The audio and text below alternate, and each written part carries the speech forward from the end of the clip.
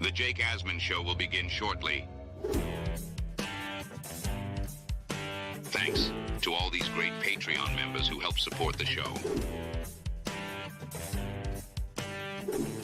Get your super chats ready. Jake will be here in just a moment. If you love the New York Jets, this is the place to be.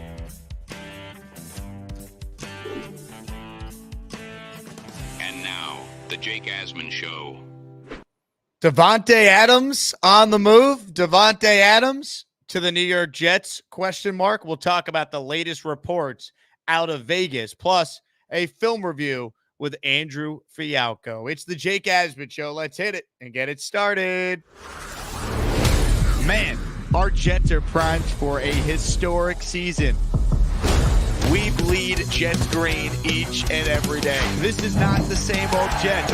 We have Aaron freaking Rodgers. We have Garrett Wilson. Let's go. We have Breece Hall. Please subscribe and hit the like button below. Super chat, baby. Cut the line. We have Sauce Gardner. We have Quinnen Williams. The Jets bandwagon is loaded. Now it's time to talk all things New York Jets. It's the Jake Asman Show.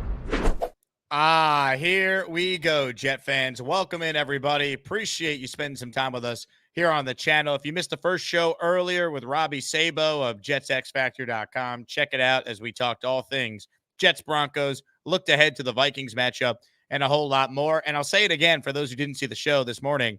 September was the most viewed month in the history of the Jake Asman YouTube channel. So I want to thank all the Asmaniacs for your incredible support. Make sure you guys continue to like every video, subscribe to the channel, of course, if you haven't already, and share the video as well so more Jet fans can discover the show and be a part of our amazing Asmaniac community. You guys are the best. I can't say it enough. So thank you so much for your support as we begin the month of October. And we already have a major story. Ladies and gentlemen, Davante Adams, is he about to be traded? A longtime beat reporter for the Las Vegas Raiders, Vincent Bonsigliori, he tweeted this earlier. More on this to come. League source with knowledge of the situation confirmed that the Raiders are growing open to the idea of trading Davante Adams. The source said the club has begun reaching out to teams to gauge interest in a veteran wide receiver. For more on this and for more on the Jets, let's say hello to Andrew Fialkow of JetsXFactor.com. Andrew, it does appear for the first time, a credible outlet is reporting the Raiders' stance of we're not trading him. There's no way. All of a sudden, not so fast. Kind of feels like maybe, just maybe, something's going down pretty soon with Davante and maybe the Jets. Yeah. I think there's a lot of pressure on Douglas now. Like, just right off the bat, this kind of feels like a deal that's going to have to be done. Obviously, there's been a lot of communication issues, chemistry issues with the offense. Douglas and Saleh know that this is make it or break it year. You go 8-9, 9-8, sneak in the playoffs. Maybe you get another year with Rodgers if he wants to hang around, but this is as small of a Super Bowl window as you get. So you got to pounce on opportunity like this, and there's no one that would rather play more with Aaron Rodgers than Davante Adams. So go get the deal done. I've been seeing Chiefs, Steelers, Jets. There's no way in hell that they trade him to the Chiefs. There's just not a chance that they'll in division trade him. I don't care what the Chiefs are willing to give him. So if it's Steelers, Jets, I'm not sure if he has like a no trade clause or if he has a say. Obviously, he'd rather play for the Jets. So we're the front runners for him, clearly, in my eyes. I've said it for a while. If Davante Adams gets traded, I would be surprised. If he's not a Jet, it makes too much sense. And I know there were some, after the Patriot game, saying, do we even need Davante? The answer is you do. And look, first things first, you never know when there's going to be an injury. I go back to when the Rams added OBJ and people said, did they really need him? Well, then what's his name got hurt? Robert Woods got hurt right away, tore his ACL that same week. Thank God they had OBJ. Scored a touchdown in the Super Bowl that year. Was really good for them. Like, you want playmakers. And right now, and we'll get to the film review later in the show, with Garrett Wilson not separating himself as a true number one to this point with Rodgers, you need all the firepower you could get because Davante Adams instantly comes in, makes you better, knows the offense, and it just feels like the writing's on the wall for something like this to potentially happen. Now, for those who have not been following the Adams saga, you had Antonio Pierce come out after that game 2 weeks ago, talking about players making business decisions against the Panthers. There were some reports that he wasn't actually talking about Davante. He was talking about some of the defensive players that Andy Dalton completely picked apart in that one. But still, you then find out Davante Adams has this hamstring injury that happens on the final play of practice on Friday. Schefter comes out and reports that it's a week-to-week injury and they're unsure when he's going to be ready, fueling even more speculation. Davante Adams does a weekly segment on the K Adams show through FanDuel TV. And while he was on today, Kay brought up the fact that there was an Instagram post that Antonio Pierce, the head coach of the Raiders, actually liked that basically said Davante Adams has played his final game with the Raiders. So I set all that up to now play this cut here of what really kind of fueled the speculation today, and then the tweet from the credible Raiders reporter about Adams and the Raiders potentially working on a deal. So here is the audio of Davante on with Kay Adams earlier today. Yeah, I wouldn't you would imagine as such, but it's one of those situations where I just keep my head down and keep doing my thing, and let the chips fall where they may as it pertains to that. But I haven't. There's been no communication with anybody from the team since that became a thing. But it's kind of just like the weekly "What's up with Tay" thing. It's always some sort of drama. But at the end of the day, 1-7 doesn't create any of it. So people can say what they want, but I'm just chilling, trying to be the model for not stirring the pot and just locking in and doing what I got to do. So you hear that, Andrew, and where there's smoke, there's fire. I mean, the head coach of the team is liking an Instagram post talking about how Davante has played his final game with the Raiders. Maybe Davante is not outwardly saying he wants to be traded, but based on his body language, the clip of him on the sideline at halftime when he looked totally deflated 2 games ago, everything we know about the situation dating back to last year, how he was very unhappy. He came to play with Derek Carr. Derek Carr is no longer there. It just kind of feels like with his contract being what it is, where none of it's guaranteed beyond this year, we know he's not going to be back there beyond this year. And if the Raiders fall out of it, I always felt like, okay, they would trade him. But if there's so much tension already in that building, and now with this Instagram fiasco with the head coach, it kind of feels like maybe he could be traded a lot sooner than just waiting till the November 5th trade deadline. Yeah. I mean, first off, as unprofessional as you could possibly be for a head coach to go on Instagram and like a post saying that he might not play a snap again. I was thinking the same thing. It's like this is such a 2024 story, but a head coach doing it, not a player. Come on, unbelievable! Like I was shocked by that. I didn't think it was even real when I first saw it, but I know people have respect for Antonio Pierce around the league. That's if Saleh did that, the New York might go up in flames in certain situation, but really odd. And obviously the tensions are high from the clip you just showed. It does not seem like he's happy there. Obviously, like you said, he came to play with Derek Carr, and they've given him Jimmy G, Aiden O'Connell, and Gardner Minshew since then. They're just not a competitive team. And Davante's 31 now, I think. He's trying to be on competitive teams at this point of his career. Like you said, ideally this would happen sooner than later. Hold on. Breaking news for real. It's on. It is on. Ian Rappaport, Raiders star wide receiver, has informed the team he'd prefer to be traded. It's on, baby. Now that Rap Sheet has it, it's real. He's telling the team. So he's trying to say, I don't want to be traded. It's not me. It's on. Breaking news. Davante is officially asked out. It's happening. Okay. It is time for Joe Douglas to get this done.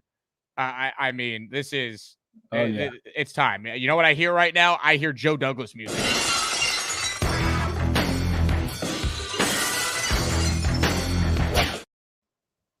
Oh my God. It is on like Donkey Kong, baby. Yeah. Davante, breaking news, has officially asked out. It's time. And let me say this, because I've seen some ridiculous trade proposals that have been floated around. The bottom line is this. Davante Adams is on the final year of his deal with no guaranteed money beyond this year.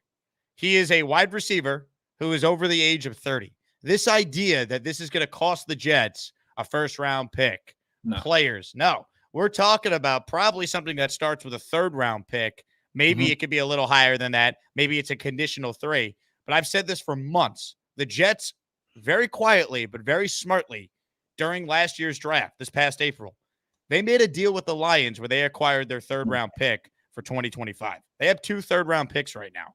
That move was made to have ammunition to make this type of deal, where you throw the third out there and maybe it could turn into a 2 based on if the Jets make the playoffs, let's say, or Adams plays 65% of the snaps like what they did with the Aaron Rodgers deal. But this idea that it's going to cost, Garrett Wilson and Hassan Reddick and no, we're talking about a guy who's a free agent after this year. The Jets, I believe, would redo his deal. So basically he'd be on this kind of 2-year silo with Rodgers. This is the move to make. And for those saying, well, they have other issues, for sure. But right now, they need a number 1 receiver, and this guy knows the offense, could help Garrett Wilson, by the way, learn what Aaron Rodgers is currently going through with Garrett right now, them getting on the same page. This is an all-in move that a team makes that has a 40-year-old quarterback who's still playing at a very high level. Like, if he is traded and now he's asking out and you have Pierce liking the thing, he's going to get traded. That's where I'm at. He's getting traded, and I will be furious if he's traded to any team that's not the Jets, unless the asking price is like a first-round pick or something extraordinary, which it won't be. So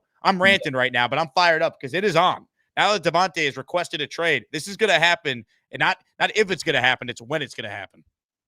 Yeah, pressure's on, 100%. This has to get done. I don't really care.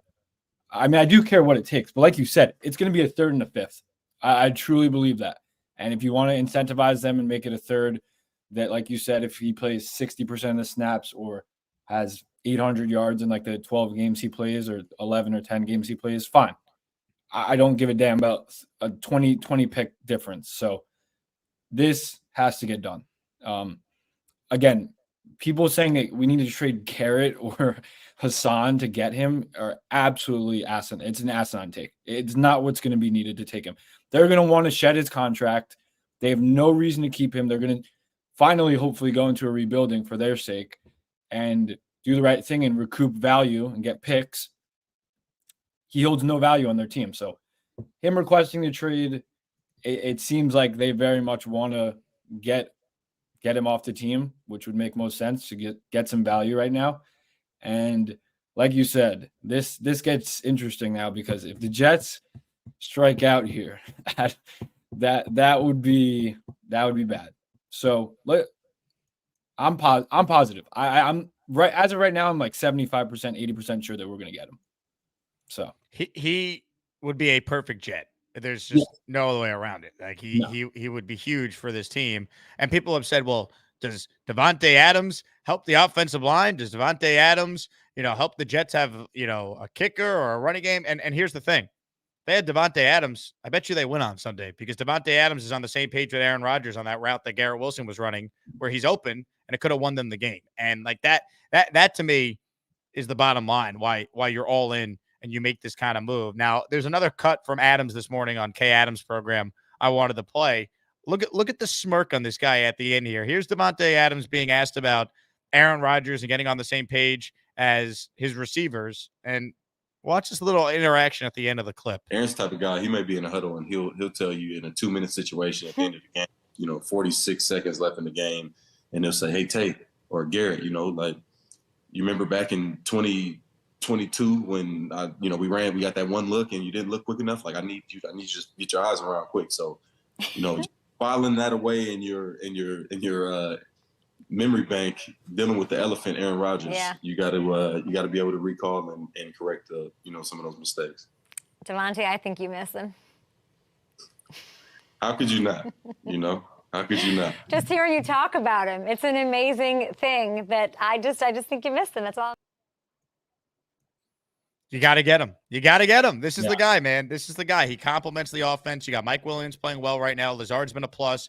But with Garrett kind of being an uncertainty on when exactly it's going to click with him and Rodgers, this could expedite everything. And this team can't afford to give away games. You get this guy this week, you could get him in the lineup for the Bills game on Monday night, on the 14th. That's got to be the mentality.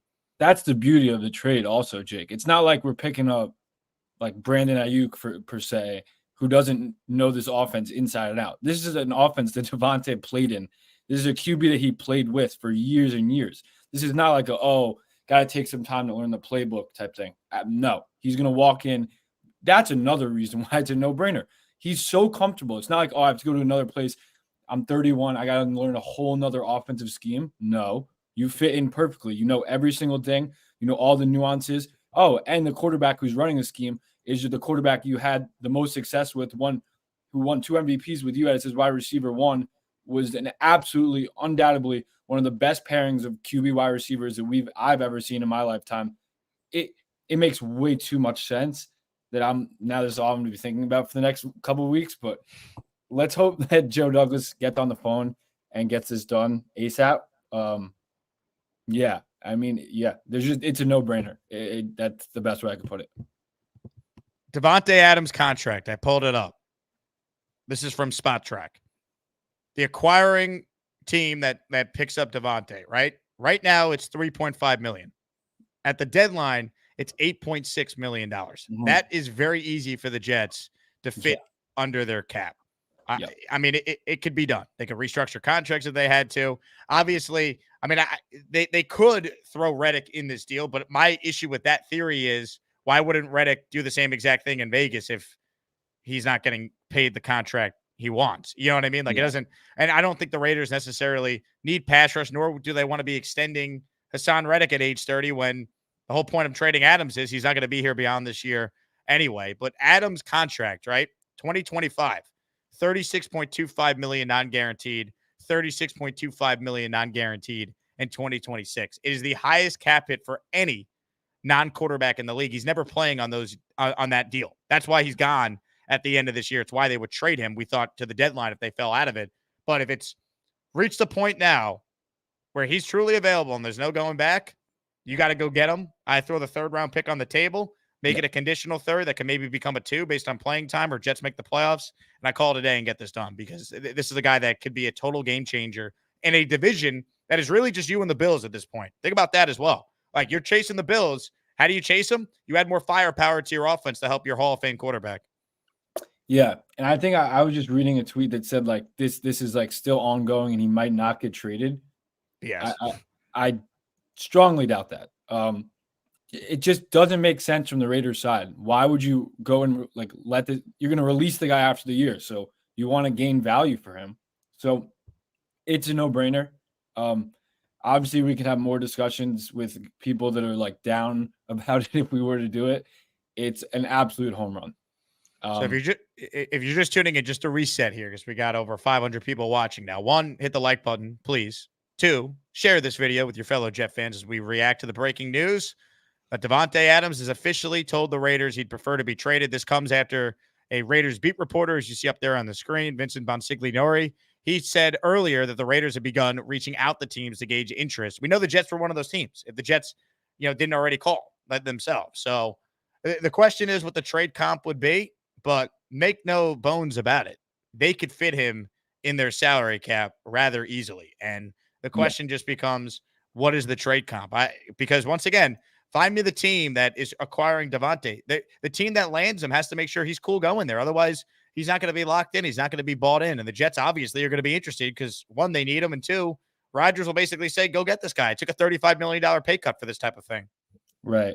That guy, Jason Over the Cap, who's really good with this stuff, he actually just tweeted, a trade this week would cost a team about $13.5 million the rest of the year. Each week, the number drops by $968,000. And obviously, as you stated, Adam has no guaranteed salary in 2025. So, again, the money means nothing. You could restructure things to next year with a lot of ease. Like, it's not a money thing. And good point that you made. They're going to want to trade him. He's going to want to be traded somewhere that they know he's going to want to play. This hamstring injury, I'm not so sure about it, to be completely honest with you, Jake. And I think that if he got traded the next week or 2, he's going to be playing. So when they say hamstring injuries are tough, if they're real, he pulled up lame at practice. Okay. It was a little this whole story was off to me. Pulled up lame on practice on a Thursday. Okay. Then he's week to week. So that means they're checking in with him, not day to day, but they're saying, hey, Davante, like Monday comes around. How you feeling? No, I'm not good to go yet. Okay. Give him another week. Week to week in the NFL is like almost unheard of unless you're like concussed. You don't really get week to week. You're either out 4 to 6 weeks or you're questionable and you'll miss a couple of games. Week to week is a different type of thing. So let's go grab him, and then I think his hamstring is going to feel a lot better. I mean, the bottom line is this, right? His head coach liked an Instagram post suggesting Davante played his last down with the Raiders. Davante Yeah. comes out today and says he hasn't heard from the head coach who liked that post, right? And he said, quote, "There's been no communication with anybody from the team." He also then said the line at the end of that clip we played earlier in the show, "All I can control is the next thing I'm on to." Not Yeah. once in that interview did he say, "I want to be here," and shut it down and say, "I'm here, I'm a Raider." No. Not at all. All he said was, "This is not coming from me," but behind closed doors, his agent could be saying, "What are we doing here? If I'm not going to be here next year, why am I wasting my time with Gardner Minshew and Aiden O'Connell? I want to go play with Aaron Rodgers." That's what's happening behind the scenes here. Clearly, if you kind of piece together the different things that have happened already today. I completely agree. And like, what's he going to tell his agent? Like, I think Justin Fields has played well this year, but is he going to say, "I want to go play with Justin Fields" or "I want to go play with Aaron Rodgers"? Like, let's call a spade here. I don't know if there's going to be other people. Like, I'm trying to think besides the Chiefs, who, again, I mentioned, I just cannot see. It's like if the Jets and Pats made a deal, and like, it's not likely. People can look up the last time there's been like an in-division trade like that, but I strongly doubt that happens. Any other suitors? I mean, the Commanders I saw. I don't know if he's going to want to go there. I know they've been hot. In every way, he's a Jet. Like, it just makes there's no other team that makes nearly as much sense as the Jets. So, man, this sucks because like I was so focused on this week and be like, damn, this is a must-win week for the Jets. It really is. But now this is a must trade. Like, this is a must trade. I'll tell you when this is going to happen. When I'm about to get on my flight to London tomorrow night. I already know how this works. There's always big breaking news when I have to travel. The last time I flew, Hassan Reddick was traded to the New York Jets on my last day in Houston. Literally, Right. as I'm at the airport, I'm doing a show reacting to that. I mean, it's unreal. But anyway, Jake, speaking of London, if you could sacrifice yourself for us, like this, we need Davante. So. As long as I get plenty of super chats to make up for it, Andrew, I'm in. Make sure you guys RSVP to the London party if you're coming. It's me, Gotham City Crew, Gang UK. We already have 300 plus people that have RSVP. It's gonna be nuts. So if you're a Jet fan, come join us the Saturday night before the game. If you're making the trip across the pond, or maybe you already live in the UK. Hey, I want to shout out Curly, Stack, and Bobby Midnight for gifting channel members before the show started. The chat exploded with the breaking Davante news. So I don't know who got them, but if you got a membership, make sure you thank either Curly, Stack, or Bobby for gifting it. Purple Belt Mike with a super chat. Trade for Mad Max and Tay Adams, whatever it takes. You're going to get Tay Adams, and you'll like it, Purple Belt Mike. They're not going to trade Crosby. They just paid him. That's not happening. Yeah. But, you look at the Raiders. They have Crosby. They have Tyree Wilson, who they used the top 10 pick on 2 years ago. That's why I don't really buy the Reddick stuff. They gave Christian Wilkins like $100 million. I don't look if Reddick makes us not have to trade any picks or a fifth rounder, sure. Because I don't know what you think, Jake. I'm at the point, and I think most Jet fans are at the point. I just don't see him playing it down for the Jets ever. I've said it now for 2 weeks. I think it's more likely Davante Adams plays for the Jets than Hassan Reddick does. And right now, I'd be surprised if Davante Adams doesn't play for the Jets in the near future. Dylan with a super chat. Got to get to Tay before the Bills. Get it done, Douglas. I don't think the Bills have the salary cap space to make that work. They have a huge dead cap that they're absorbing for getting rid of Diggs a year early. Yeah, they do. Damn. That, well, let's hope that doesn't happen. I don't really need the Bills to get Davante Adams. No. He's a Jet, baby. Get it done. Now, let me get to this from the big fella. Then I have some Garrett Wilson related questions for you. I don't want to hear bleep. Adams isn't going to the Chiefs. JD, save your boy Salah. Go get him. Amen, big fella. Amen. Look, if he's traded, which it feels like we're headed towards that happening, if you're the Jets, you got to get him. Unless some team gives the Raiders a first-round pick and a second-round, like something ridiculous for a 30-year-old wide receiver on the final year of his deal, there is no excuse for this general manager who has a losing record, who is on the hot seat, who failed the Reddick stuff and messed that one up. There's no excuse for him not to nullify at least some of that damage and get something done with Davante. That's how I look at it. But as far as Garrett goes, Andrew, explain what this offense would look like having Davante in it and what it could potentially do for Garrett to maybe kind of open some things up where he could get back to being the player we know he's certainly capable of being. Yeah, I think it dates back to the draft. And we took Malachi Corley, and we were like, okay, this offense makes sense now. You have Malachi Corley, who I positioned as like the guy who's going to take over for Xavier Gibson. So he's going to be more in the slot, intermediate to short routes, good yak. Then you had a guy like Mike Williams. We were like, okay, great X receiver, good on hitches, good on some stop routes, but mostly is unbelievable with those 50-50 balls, which we've seen from him this season so far. Then you have Garrett positioned in the middle, and he basically could do everything. I think people are so down on Garrett and Brees, and I think we need to slow down a bit on that. Like, Garrett's uber talented. I still think that maybe he's not a high-end one receiver like I thought he was going to be after this year, even though I still think it's possible. I see him as like a low-end one guy. So, look, you put Davante in then. You can never have enough receivers. So if that means Lazard doesn't take as many snaps during the game, okay. Mike Williams seems to be like not fully healthy yet. So maybe they'll still split. What Davante Adams is going to do is take the coverage away from Garrett. It's just going to be as simple as that. And when you have a guy like Rodgers, you can throw as many disguising blitzes, as many disguising man coverage looks. The bottom line is you can isolate a receiver and it could be Mike Williams. You could isolate a receiver, it could be Garrett. You could isolate a receiver and it could be Davante. Coverage is going to be dictated pre-snap, post-snap.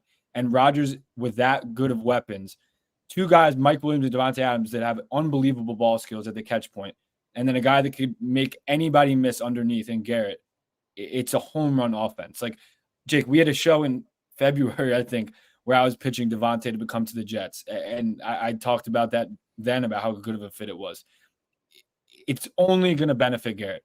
And Garrett, like you said, will learn a lot of the nuances and the little things that Rodgers thinks a lot quicker when he has Davante Adams also, who's been a veteran with Rodgers for a long time. It's going to expedite the whole offense chemistry. It's a no-brainer home run must-have. And you said something earlier that's worth repeating for those just tuning in. Very rarely do you acquire a player that already knows your offense or knows your defense.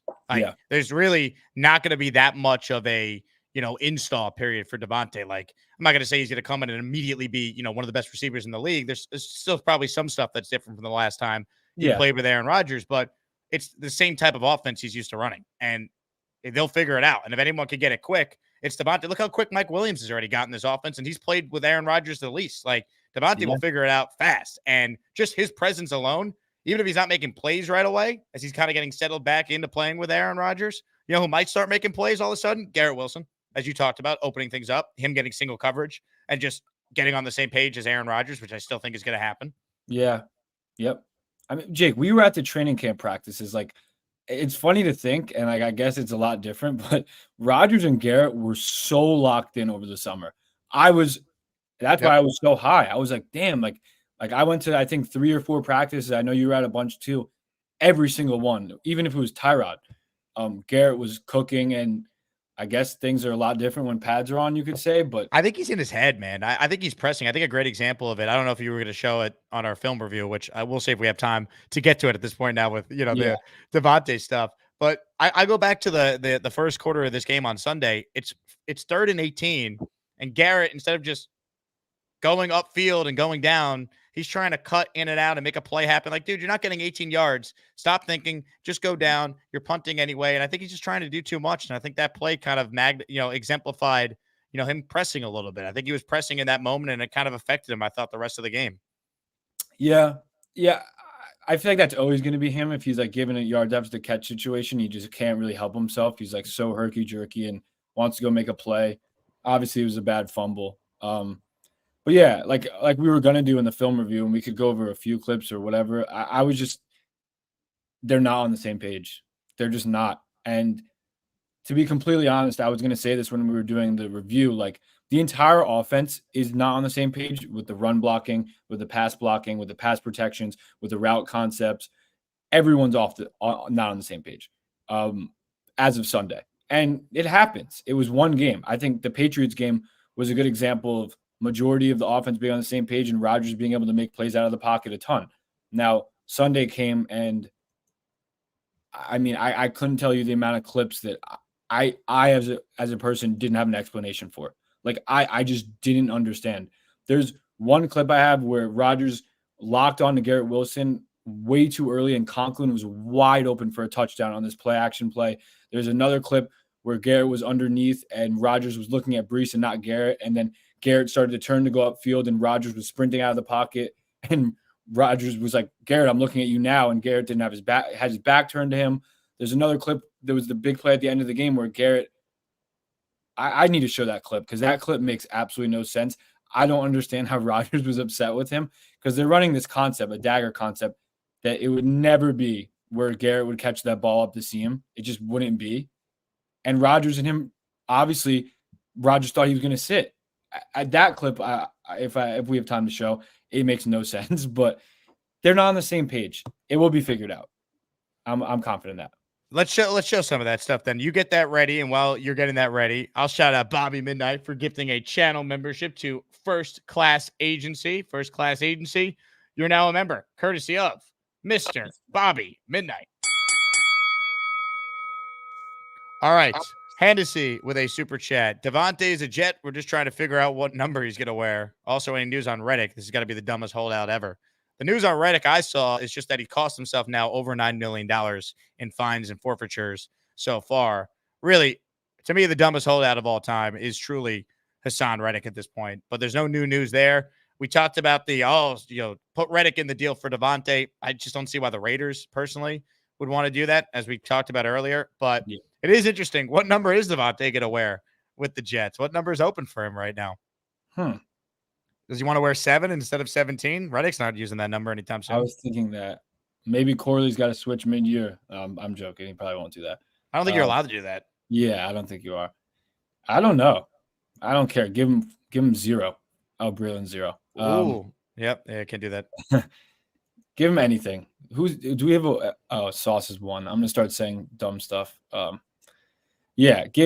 Tyrod's 2. I don't know. Give him anything. I really don't care as long as he's on the team. Let him wear the X, like just like in the longest yard with what's his name. Hit the like button if you're tuning in. Comments, questions, super chats. We'll cut the line. We'll get back to Andrew's brief film review here in a moment, but let me quickly pause so you guys can learn all about how to get the best jeans so your nuts don't crunch. Trust me, you'll never go back to your Levi's after you try these.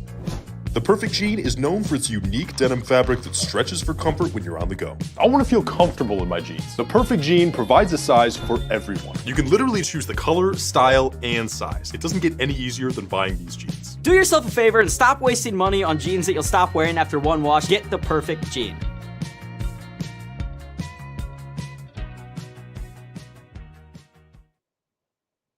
Check it out, the Perfect Jean promo code Asman15, and you'll save 15% when you use that code at checkout. F your khakis. I'm telling you, these are the most comfortable jeans that I have owned. You see all the info up there on the screen. Once again, 15% off for all new customers with that promo code Asman15. After you purchase, they're going to ask you where you heard about them. Please support our show and tell them we sent you. Once again, stop crushing your balls in uncomfortable jeans by going to theperfectjean.nyc. Once again, 15% off with that code Asman15 at checkout. Thanks to The Perfect Jean for being a part of our show. Let's bring Andrew back on right now because Andrew's got some film he wants to show us on Rodgers and Garrett Wilson not being on the same page, which is probably why, if you're the New York Jets, if you can get Davante Adams today, maybe you do it. So, Andrew, people can now see your screen. Take it away. Yeah, it's more of like the entire offense. Like if something was going to go right, something else went wrong. Like we normally do, like the long film reviews. I'm just going to get to these clips pretty quickly. So, this is on Olu. So it's a good concept here where you have Lazard on a corner route and then Garrett on a little stick and go. And Rodgers. I wanted to make this point. We didn't talk that much about the game. Rodgers was just uncomfortable in the pocket. After the first play, after the first couple of drives, he just didn't trust the O-line, and they were getting home with 4 on stunts, on simulated pressures. Rodgers lost his trust, and he was getting very antsy back there. So here, the concept, you see Olu already gets beat, but the concept's good where Garrett's pretty much on the linebacker, so you're putting the safety in conflict. You have Lazard on this corner route or Garrett up the seam, but look at Rodgers. He already had to escape the pocket. So it was just little plays like this. Rodgers hit the top of his drop. The route concept hasn't developed yet. And Olu didn't have a good game. I mean, it's his first game, but he didn't have a good game. Jonathan Cooper's a really good pass rusher.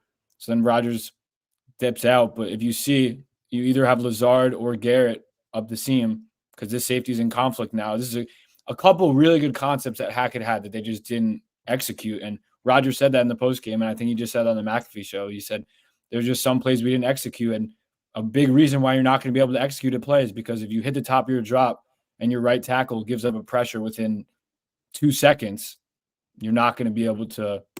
Good on him even to get he gets to his reads almost too quick to a fault, but good on him there to just get out of there. But I mean, that's a good concept. Everyone's worried about Garrett not getting open and us not manufacturing looks for him.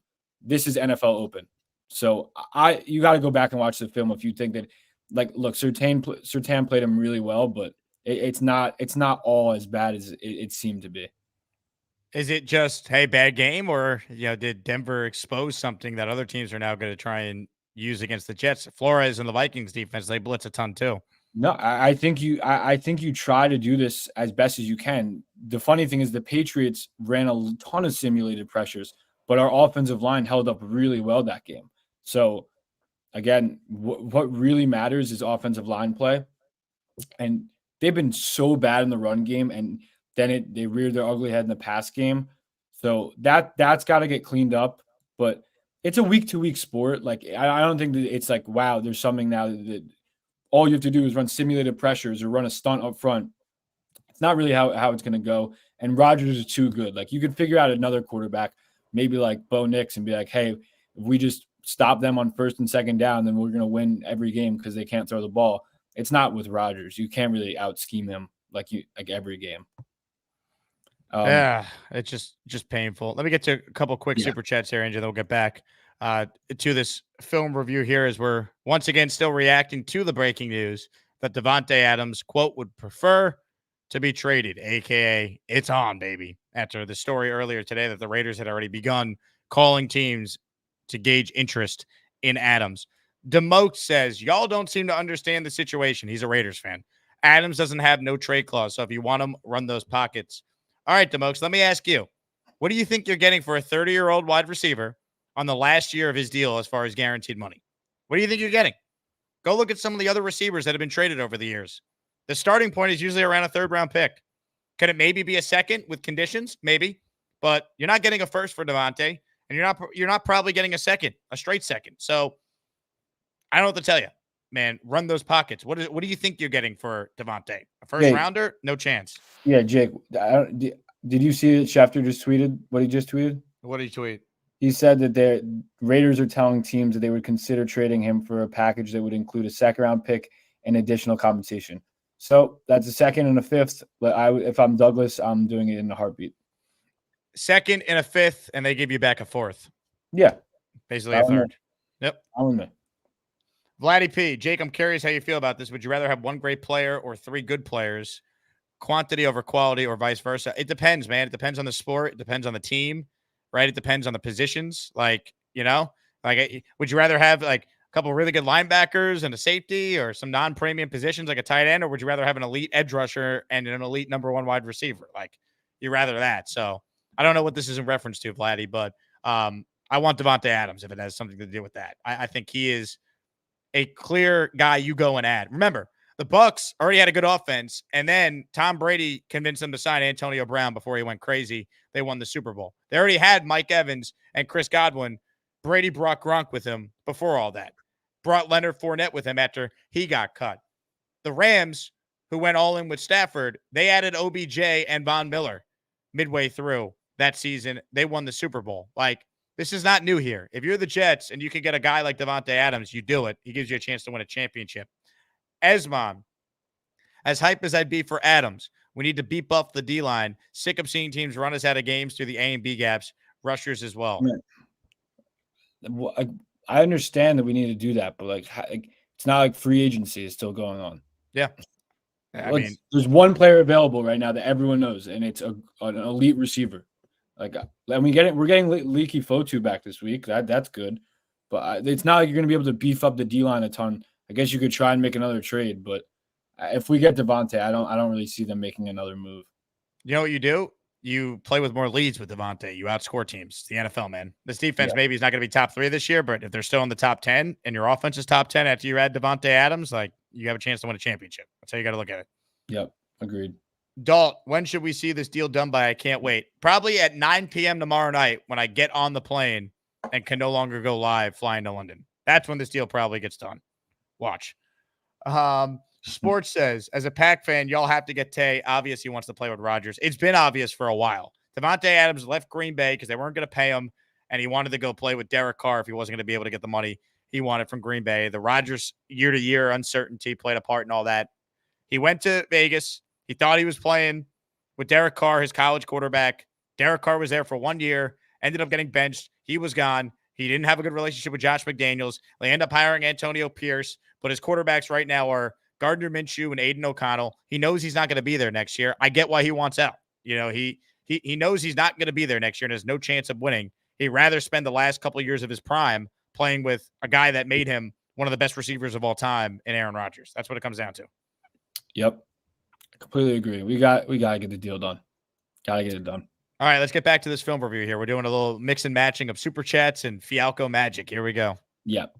So, again, this play, I always try and come on here and have explanation for you guys, and I have zero explanation. And, again, it's not like any of the beat reporters are ever going to be like, hey, like, what happened on this play?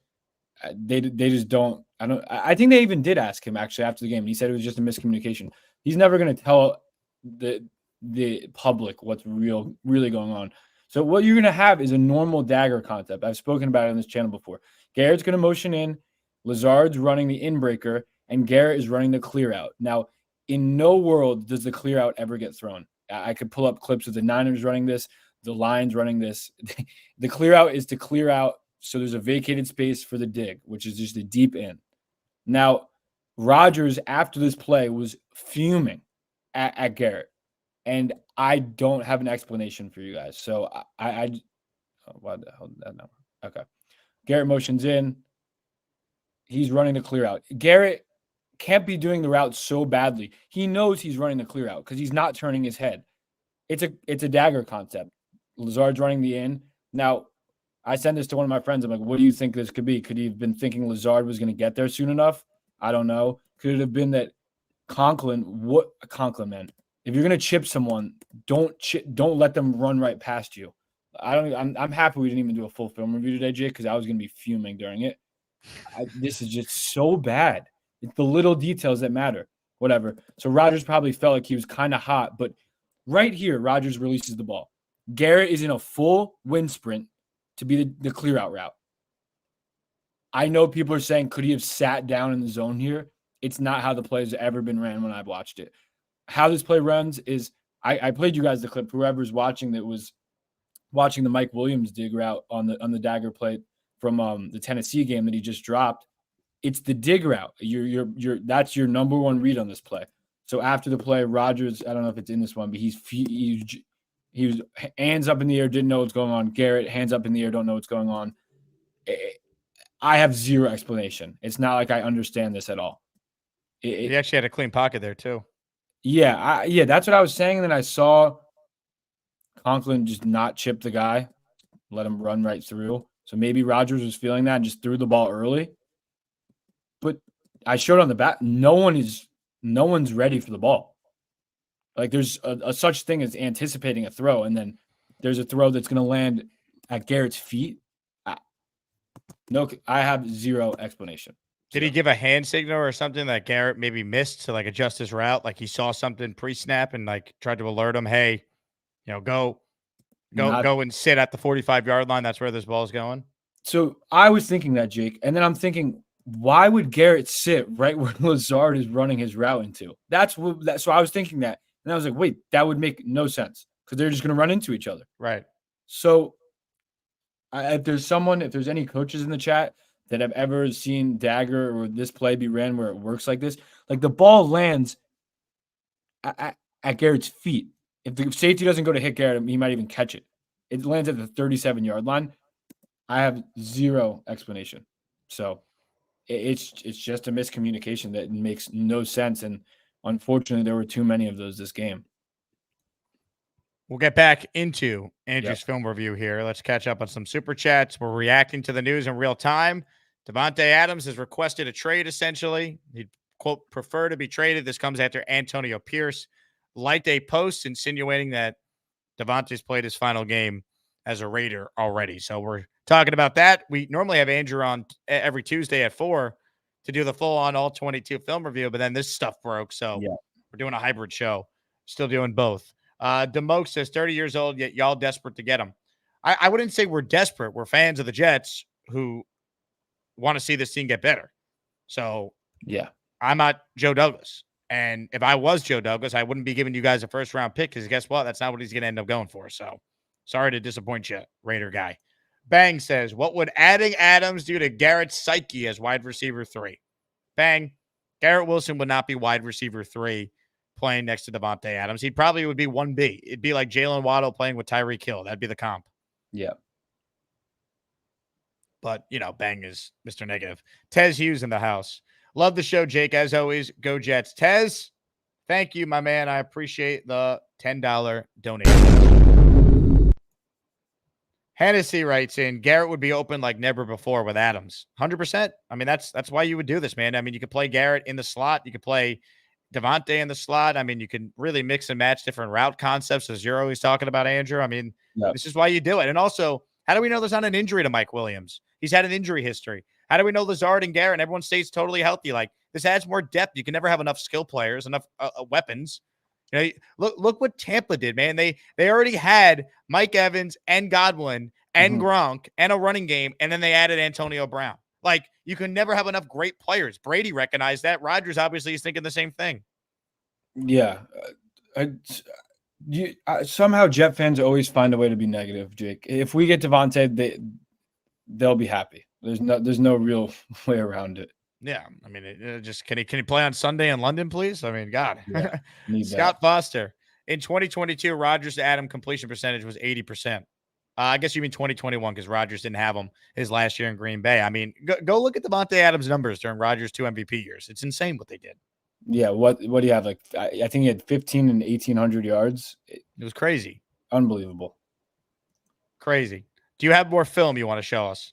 Yeah, I could do 1 or 2 more clips. Give us some more film review here. The people want it. I'm reading the chat. Yeah. I mean, see, that's the thing. Like Jake said, Jake texted me earlier. He's like, this Davante news, like I was like, yeah, we got to talk about it. But the film review is going to be extreme negativity today. So I'm happy we got a little dose of possible positivity. But this play, again, I don't have an explanation for. Rodgers just locks in on Garrett and misses a touchdown to Conklin. So they're just running a naked concept. So Lazard goes in jet motion. Garrett's going to go under the formation. Unbelievable job by Pat Surtain here to get through all this traffic because the play is designed to get everyone to down block, Garrett to come through on the naked, and then Surtain somehow comes and makes a play. But I don't know what the safety was doing. He completely whiffs. And if Rodgers picks his as a touchdown, it's just one play. We didn't even score a touchdown Sunday. And instead it goes for no gain. I don't have an explanation besides the fact that before the play, Rodgers was like, okay, I'm definitely going to Garrett here. It's not like he's like pressured so much. He could definitely reset his feet and look upfield and see that Conklin has no one within 15 yards of him. So, yeah, watching back the tape, it was extremely frustrating. Just a lot of opportunities left on the field, and everything's not as bad as it seems. Like, there were plays that could have been made. Rodgers was not great on Sunday. This might have been the worst game he's played all year, in my opinion. So I'm okay with that. He's going to be fine. I just want him to go back to the film and like watch these things and say, like, okay, like maybe I don't need to lock in. Even though Garrett has a ton of space here, it's not even like a bad read. It's just there's a way better read that would go for a touchdown downfield. It's crazy, right? Because 12 days ago, this offense couldn't miss. Rodgers were surgical, and I know the weather was brutal, but it's just like so uncharacteristic what happened. You know what I just saw? Oh my God. It's funny, Jake. I watched this film like at least 2 times through, maybe 3 times. Look what Rodgers does right here, right after he throws this ball. Wait, he's going to see Conklin. Oh my, look at that. He's like, "Oh, my bad. Yep. Shit." Yeah.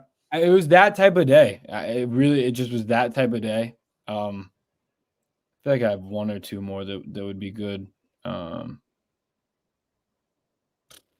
Let's While you're see. pulling it up, Yeah. I got some film for you. So I don't think Rodgers obviously played a great game for his standards. But what concerns me is anytime they did kind of move the ball, Andrew, it just felt like it was all like Rodgers still being able to make some great individual plays. So I put this together going through the all 22. Thanks for the NFL Plus login, by the way. But Yeah. Yeah. like all these completions here, just like very, very few of them did he have a clean pocket and just went through his read. Like he had to basically improvise and like make plays happen by just being superhuman almost. Like this throw had a clean pocket, and this was a great play by Mike Williams, of course. But like he took a beating, man. And now, like, he said on McAfee today, his knee's a little swollen, he's a little banged up. Like Yeah. if his mobility is not as good as it's been the last two games, all of a sudden they better pass protect because he's gonna be a sitting duck back there. That's my concern. It's a bad matchup. In every way, it's a bad matchup. Like the Vikings have been putting teams Brian Flores has been running circles around teams. Like it makes not a lot of sense to think that the Jets are going to come out and win on Sunday after the first 4 weeks. And that's why I think they're going to win. It's just how the NFL works. I look at what Vegas thinks. Like if you ask any casual fan what they think the line for this game would be, I think they'd think, they probably wouldn't even think about the neutral site. They would think, oh, the Vikings are 4-0. Rodgers coming off a loss against the Broncos, not a good team. Rodgers, I mean Jets, but Rodgers. It should be like -6. I think a casual fan would legitimately say that. And I think since the line came out, it's went down. I think it's like 2 or 1.5 right now. Yeah. I do think the Jets are going to win this game. And I think it's just a beautiful sport of football that it doesn't make a lot of sense. But you lose a stinker, you come back and win a game you're not supposed to. It's kind of what happens. And that's what good teams do. So we got to go win on Sunday. It's been that type of year too, right? I mean, the Broncos looked awful their first two games. They destroyed Tampa. All of a sudden, Tampa then destroys the Eagles after they were, destroyed by Denver. And, we've had a lot of just crazy results. It really all started week 1 when New England beat Cincinnati, and we've had some crazy results. I mean, Andy Dalton destroying the Raiders the way he did. Like, there's been Baltimore lost to the Raiders. Yeah. It's Jake, and you always have to remember, I feel like this is like this every year, and it's always the overreactions. It's, oh, this team sucks because they lost one game, or the Jets suck now because they lost to the Broncos one game. It's the week-to-week overreactions. What really matters is December football. So once the good teams win in December, that's why it was kind of an important win to have against Denver, because it's going to be one we look back later in the year and be like, damn, we're hot now. If we just had this one win, it's going to be an important game I think we're going to look back on. But teams get more consistent finding an identity throughout the year. Every team is still trying to mesh. It's not like every team is coming back the same exact roster as last year. It's a really tough game, and that's why it's the best sport, because things change week to week. There's 22 moving parts on every single play. It's the least predictable thing. I can't even tell you guys what's going on half the time, and I've been studying film for years. There's no rhyme or reason to things, and that's why the Jets are going to win on Sunday. That's my take. Well, it's just to your point as well. Like, Minnesota's played really well, but they almost choked away a 28-0 lead, last week. Like, Sam Darnold still turned the ball over twice for as well as he's playing. Like, and if you're the Jets, like, you got to go in with this mentality of like, clean up our mistakes. We have talent. We should be able to execute. It's a neutral site game. It's not like this game is in Minnesota. And also, like, as well as the Vikings have played, they're 4-0. Good for them. They're not going 17-0. So there's going to be some losses they deal with throughout the year, like every team. So the good teams bounce back. You said it best. I still think the Jets have a chance to be a good team. And by the way, for those saying the season's over 4 weeks in, if the season ended today, they'd be in the playoffs right now. That's how topsy-turvy the AFC has been. They'd be the 5 seed right now if the year just ended. Yeah. Another good point is, I kind of saw the AFC as like a juggernaut this year. It's not. It's not. And again, we could look a month from now, Jake, and be like, well, now it is again. Like it's just so hard to predict everything. Like I still think the Ravens, the Bills, and the Chiefs are the best teams in the AFC, but have they all showed that they're not? Like the Chiefs are hurt. The Bills got blown out by the Ravens. That was like a tough game, but the Ravens lost to the Raiders and they beat the Bills. Everything's week to week. Developing an opinion so strong about anything at this point, it would just be wrong. So we're 2-2. We're okay. If we win this week, we're in good shape. That's really how I feel. And trust me, Jake, I felt just like you, especially watching the film and after the game on Sunday. It absolutely ruined my entire day. I didn't even want to watch any of the other games. Like, it was an absolute day ruiner. But it's the pendulum of being a Jet fan. It's already Tuesday, and I'm feeling positive again. So we get it out of our system, and then we move forward. I'm telling you, by Thursday, not only are the Jets beating the Vikings, but Sam Darnold's throwing 4 interceptions. I'm telling you, that's how this fan base works. Yeah. I've lived it, man. This is my 4th season now doing this show every day. Yeah. Bang Mateo in the house. Haven't read it yet, but I'm going to guess it's negative. Let's see. Let's thank God it wasn't Tyron Smith who got hurt, forcing Olu to left tackle, attempting to protect Rodgers. Would have been bad, man. Thank you, God. That's I don't know. I don't know. Yeah. Bang, I don't know. Just weird comment. Vladdy says, off topic, but Antonio Brown's Twitter is absolutely hilarious. It is, and then you see he's just ripping off other people's jokes. Like, it's none of these thoughts are actually his. It's just popular memes that he's just taking and claiming credit for. Yep. NY Flight Talk in the house. This is our guy Connor Long. Get Adams in the green and white. Great stuff. I agree. We need it.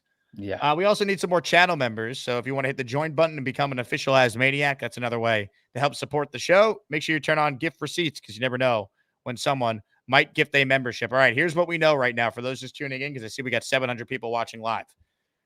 The latest report is that the Raiders are seeking at least a second-round pick in a Davante Adams trade. That's from Adam Schefter. Earlier, we talked about how Davante Adams seemed like he was basically about to ask out. Then it came out he now has told the Raiders he would prefer. He wants to be traded. All signs point to a Davante trade. This all started when a Raiders beat reporter earlier today fired this tweet off saying that the Raiders have already begun reaching out the teams to gauge interest in the veteran wide receiver. The Raiders could say they want a second. I don't know how many teams are actually going to give a second for a guy who's still owed $13.5 million on a one-year deal. Like, not every team is in the unique all-in one-year window that the Jets essentially are. So I think that helps the Jets as well. They're going to be more aggressive, but they're not going to bid against themselves if they know there's no other team that's offering anywhere close to the offer they can make. Right. It's interesting. I'm seeing people think it's going to be for Hassan, and then people also saying for Morgan Moses. Why would the Jets trade Morgan Moses? I don't. And you know who's this guy's like one of my favorite guys on Twitter. It's Ted Nguyen, I think is how you pronounce his name, and he kind of covers the Raiders. And he goes, Davante Adams for Hassan Reddick and Morgan Moses or draft pick. I don't think the Jets would do that, but I don't know. The trade packages I've seen from some on social media are just so stupid. It's hard to even fathom. Yeah. All right, Andrew, we've gone for about an hour. Do you have time to do some calls? Feel free to hop off anytime. Yeah, I got time.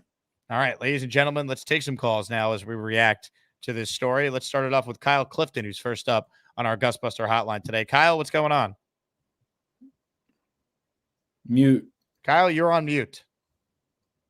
How's that? Now your camera's off, but we hear you. Oh, there we go. The chat is crazy right now with some of these offers. I saw Brock Bowers was being put in one of the packages. Oh, man. So take that for what it's worth. I think that before I heard the news that they were looking for a second, I was thinking a third and maybe take one of our six and flip it to them and get a seventh back. I thought that was fair. The whole idea that we are somehow desperate when everyone knew that the Raiders were going to be bad this year and that he was essentially in the last year of his deal is comical to me. Like, they need to get something back for him, right? And like you said, there's only a few teams that can do it. I think the Saints are an obvious candidate. I think the Bills are more of a candidate than you think, Jake, because like you always say, the cap is kind of fugazi. You can move stuff around, and they desperately need a number one guy.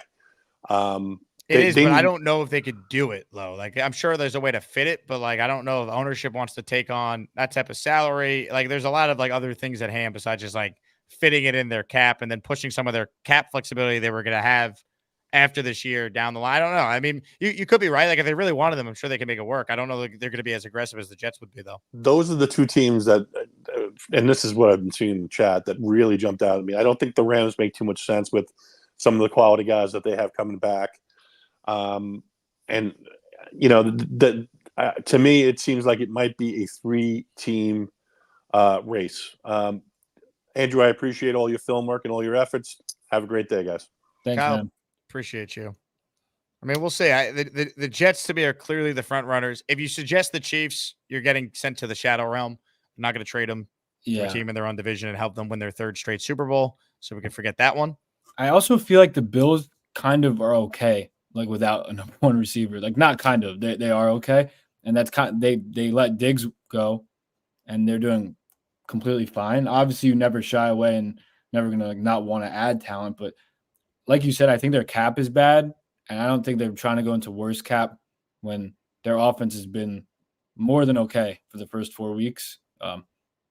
That's my opinion on the Bills. I think there could be a couple of sneaky teams that come in. I think there could be a couple of teams we're not talking about now, but the bottom line is the bottom line. The Jets are the team to get him. Ladies and gentlemen, we say hello to Nate on a golf cart. Hello, Nate. Nate? Was that me? That's you. Can you hear me? We hear you. Hello? Nate? Hey, what's up, guys? What's up, Andrew?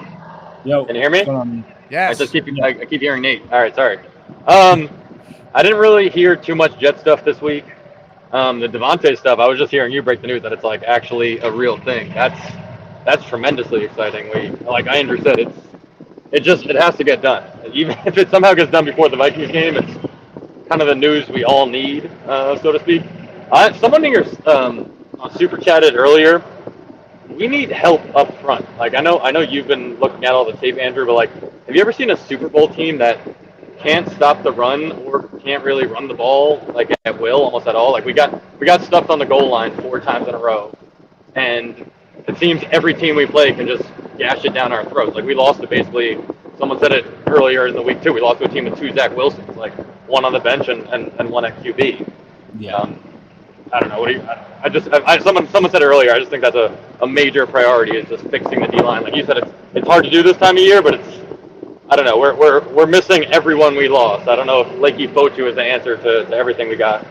No, I don't think he's an answer. The trenches mean a lot. A lot of games are won and lost in the trenches. I think the offensive line will be better. I mean, what were we saying about them after the Patriots game, Jake? They were the best offensive line the Jets have had in years. That's why it was so surprising how poorly they played, because it just felt like that would have happened week 1, not on the 4th game going in, you know? Right. And then, honestly, they were poorly coached this week, clearly. They had no answers, even when it was just a four-man front that they had to pass block against. So it's a week-to-week thing. And if you overreact like we all do, and I find myself overreacting at points, it's a bad place to be in. But like we said, before the game, we had the best interior line we've had in years. We have Tyron Smith, who granted has not been good for us this year, and Morgan Moses, who was good for us this year. And then Olu had to step in, and Olu didn't play well. It's a good defensive line. It's one game. As for the defensive line, there's no solution right now. I can't give you a solution. It's just not good, man. I mean, you're down. You're essentially down 2 Pro Bowlers on the defensive line right now, right? Because Jermaine is done, and Reddick was supposed to replace Huff, and he's not there. So it's, you know, they don't have talent. It's a personnel problem, I think, more than anything. They got to scheme around it, and you know how you scheme around it: build more leads so you can rush the passer and have nights like what you did against New England or the 4th quarter against Tennessee, where you made Levis have to throw and you got the stand. Yeah. Jake, did you see what Garrett said earlier by any chance? I'm just seeing this from Samit. I didn't listen to the interview yet. I usually listen to Garrett because he goes on with Barton Hahn every week. And, you know, that was a lengthy quote about the offense and all that. Yeah, this is not, you obviously not what you want to hear. No. I don't know if you want to pull it up, but it's not a good, it doesn't sound good. Yeah, we'll pull it up because you mentioned it here. While I get that ready, Big fella just breaking the news to me. Von Miller was suspended 4 games. The time to win is now. JD, make it happen. Yeah, Von Miller suspended 4 games without pay for violating the NFL's personal conduct policy. He'll be eligible for reinstatement on October 28th following the Bills' Week 8 game against the Seahawks. This is obviously significant because he's a good player. He's having a nice bounce-back season. And this means he will not play in that game against the Jets on October 14th on Monday night. Right. That's a good point. I thought they said on the broadcast the other night that he's like barely played this year. Is that wrong? I thought he had a good game against Miami in week 2. Like he had a couple sacks and some pressures. Maybe he did. I was just going to look up. But yeah, I mean, that's still our offensive line. The way our offensive line's been playing, that we'll take that. Yeah. No, he's been playing this year. I don't know why. Maybe that it was just that night. You're right.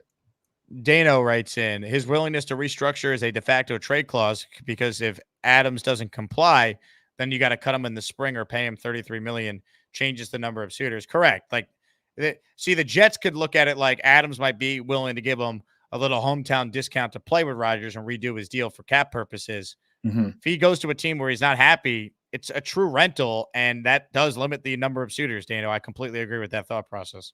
Another great point. I totally agree.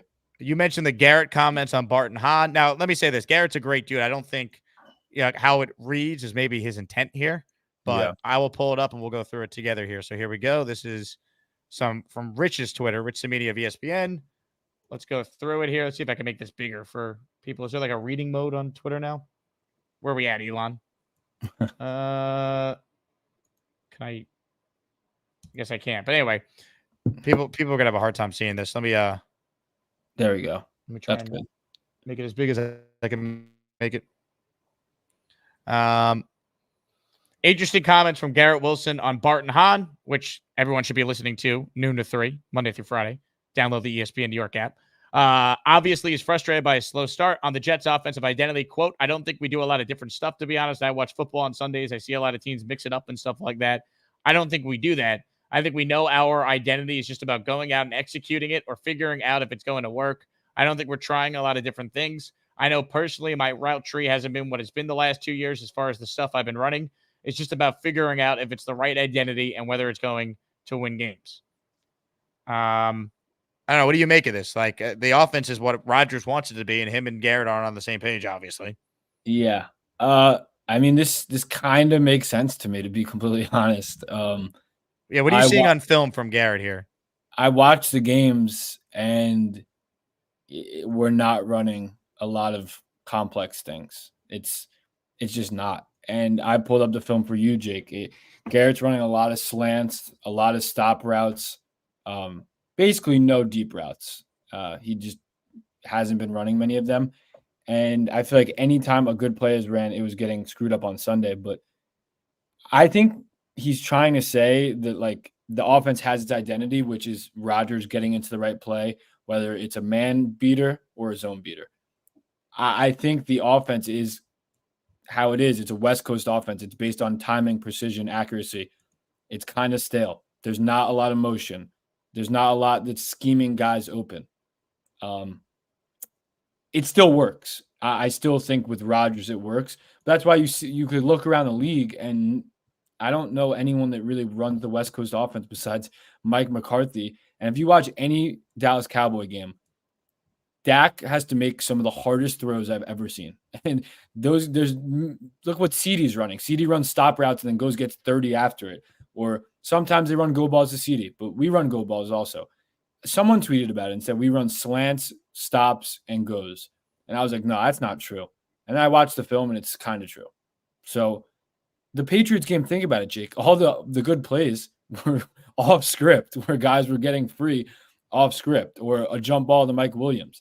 It's not a complex offense, and it's still a good offense, though. That's really what I take from it. And look, even if it's not a complex offense, like if Garrett knew the offense and was on the same page as his quarterback, he'd have more plays right now, right? Like there's some plays they left out there between the two of them. It's not all Garrett, too. Rodgers has missed a couple. They're just a tick off. Like they've still been able to make some plays together. I go back to the opening game of the season against the Niners. That one touchdown drive that ended with the Brees rush on 3rd and long, 3 separate times. Rodgers hit Garrett Wilson, and they moved the chains. And Rodgers is mouthing to him on the sideline. You can read his lips saying, "All day they can't stop you." You know, like so. I just think Garrett's too good of a player to not get on the same page with Aaron Rodgers. It took Davante some time too in Green Bay before he became the Davante Adams that, was a future Hall of Fame player. I think Garrett and him will be fine. I think this is a big week, though, for Garrett. You want to see him stop pressing and break out, make some plays, help the team win a game, and all is forgotten. Yeah. And last thing I'll say about that, I think the issue is, and I think what Garrett is trying to say but not fully saying, is they really don't adjust a lot on the fly. Like, I wish I had the 2 clips, but there was a clip. The Jets ran a play where they ran this fake screen, and then there's a slant behind it. It was the play where Rodgers drifted in the pocket. I think you showed it, and he hit Lazard on the little slant / over route. In the second half, they ran the exact same play, and the Broncos just switched. They just ran a match coverage and switched off of it. And that's where you kind of become predictable. Like, it's just about having wrinkles and nuances to your playbook. I don't feel like Hackett probably has that, but that's why we have Rodgers. Look, Rodgers and Hackett are tied together, and I will always trust Rodgers to get us in the best looks. It just didn't work on Sunday, and I'm not a big fan of those comments from Garrett, to be honest. Like, that's tough to hear from your star guy, but if that's how he feels, maybe a couple of things will get changed. Maybe we could run a couple of wrinkles. Like, Jake, we don't really run anything like we're not running what like they, who ran that last night? Like the Amon-Ra to Goff and on the goal line, which is Ben Johnson. If you want to watch a creative offense, he's the most creative play caller in the NFL. We don't really run anything so creative, but that's what Rodgers wants, and we got to live by it, die by it, and I'm okay with that for now. Andrew, an excellent job out of you. Maybe it's a blessing in disguise we didn't get to do a full film review after that debacle. Yeah, I agree, and God willing, we'll be doing a win film review next week. I need it badly, as you can imagine, a trip back from London after a Jet loss. I don't know if I'm making it back. Yeah. Well, Jake, have fun. Thanks for having me on, as always. And chat, I'll see you guys next week. Guys, make sure you follow Andrew on Twitter. You see his handle there at @afialco21. And if you want a more detailed film review, his article breaking down this game is currently live on jetsxfactor.com. So check that out if you want more from Andrew breaking down the film, because he is as good as anyone we can get on the show doing it. And we're honored to have him on every week. You're the best, Andrew. Talk to you soon. Appreciate you, Jake. Andrew Fialkow, jetsxfactor.com, joining us in his weekly spot.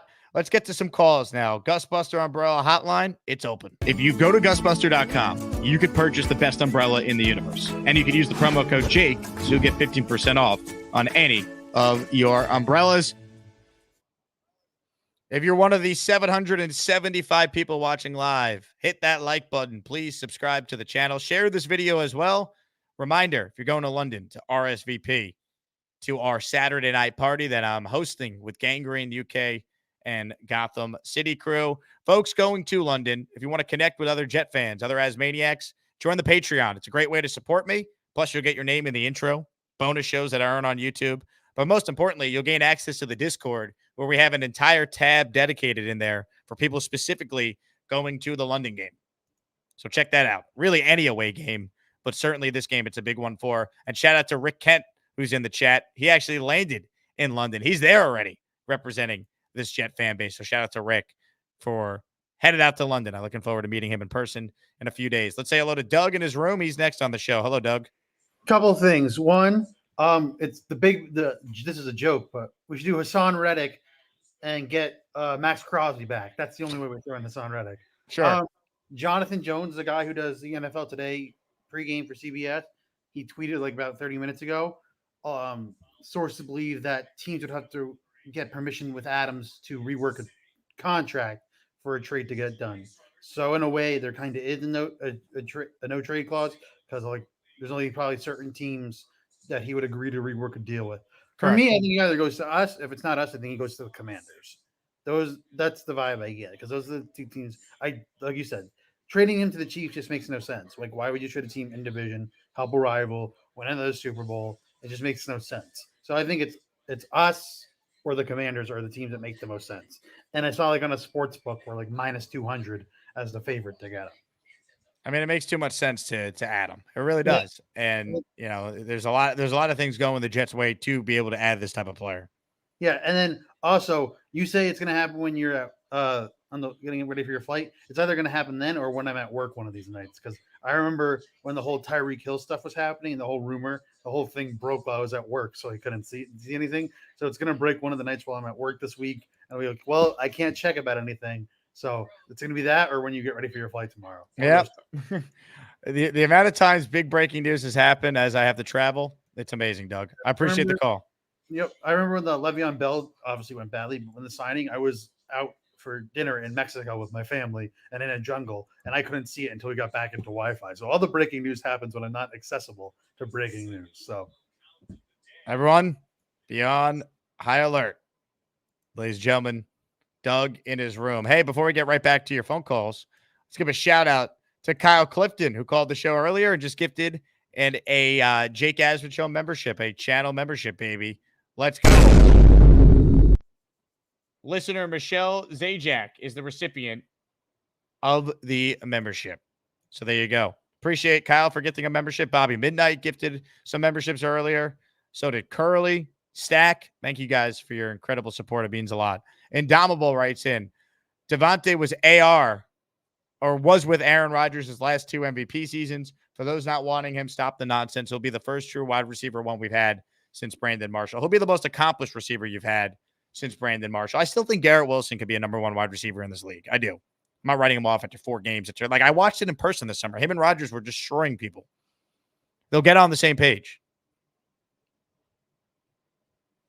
But yeah, I mean, Davante I think would be great for this team. Obviously, I don't need to tell you why. Ladies and gentlemen, Val writes in, Jake, you were all for Saleh and literally called all Jet fans dumb for not being high on him, especially after the Philly game. Saleh sucks. This is just blatantly not true.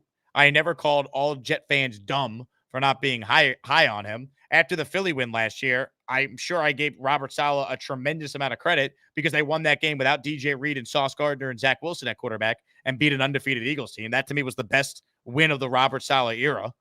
But just to make things up, because it appears like Robert Saleh might not be the guy, even though they're 2-2 right now and the season's far from over, I don't know what to tell you other than we will see you in 24 hours. Now look what you've done. No more protection from the Asmaniacs. Had to pull you out of the chat and cast you down with the Sodomites. Some time in here will feel like you've been run over by the lane train. You understand me? You catch my drift? Give him another 24 hours to think about it.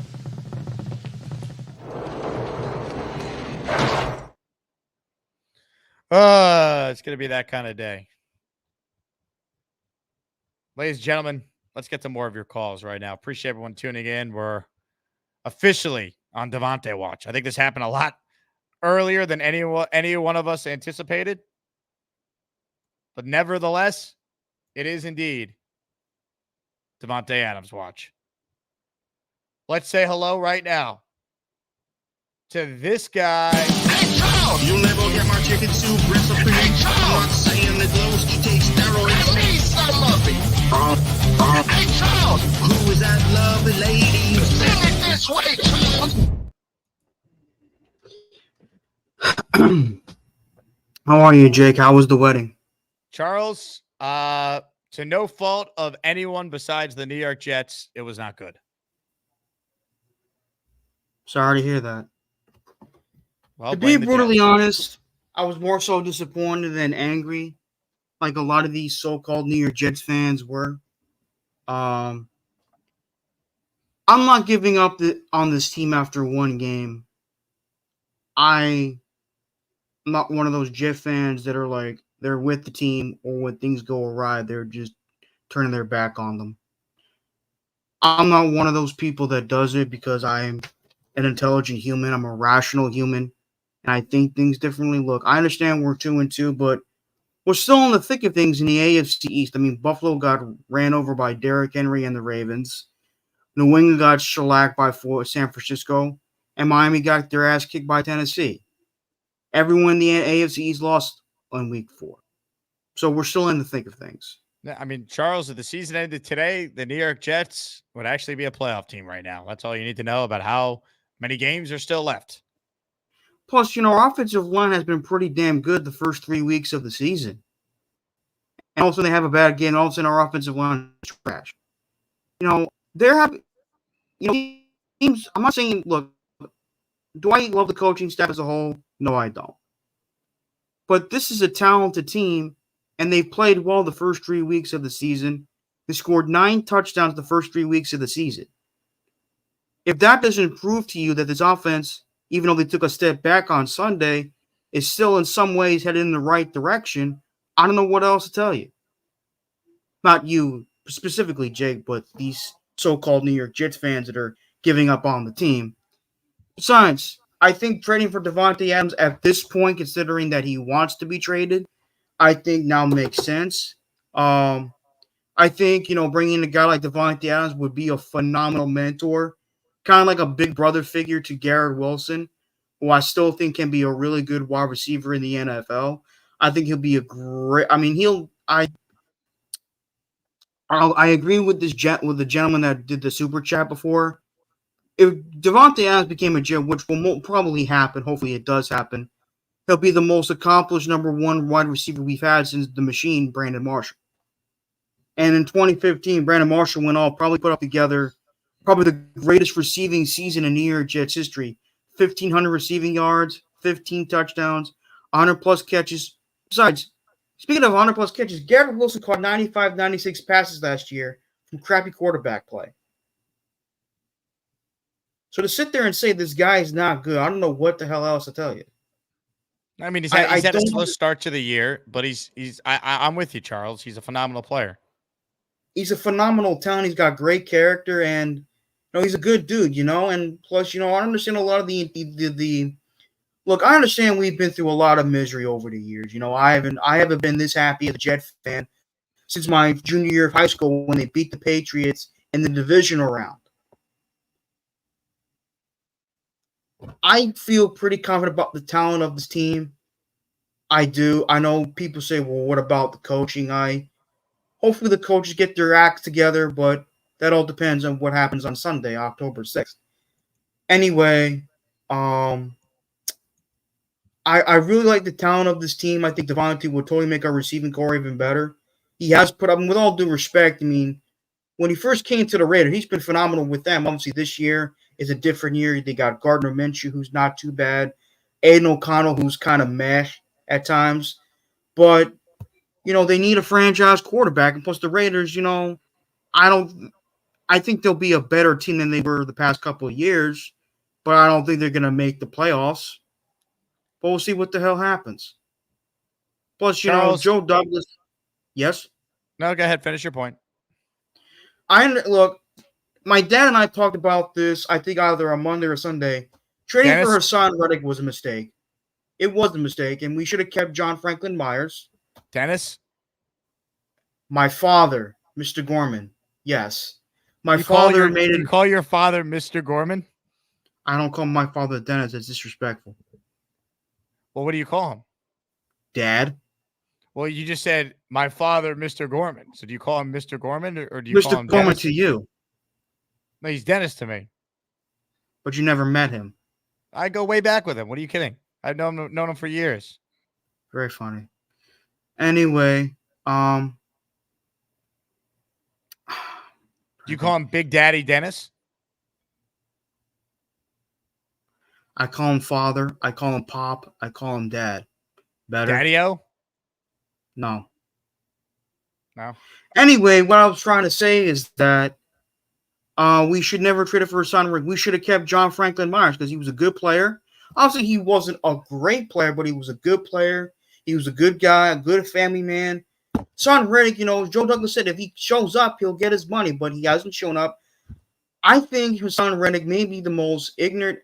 People say Revis was bad. I don't think Revis was this bad. I mean, Revis, when he came back to the Jets in 2015, he didn't want to leave. He didn't want to leave the Jets.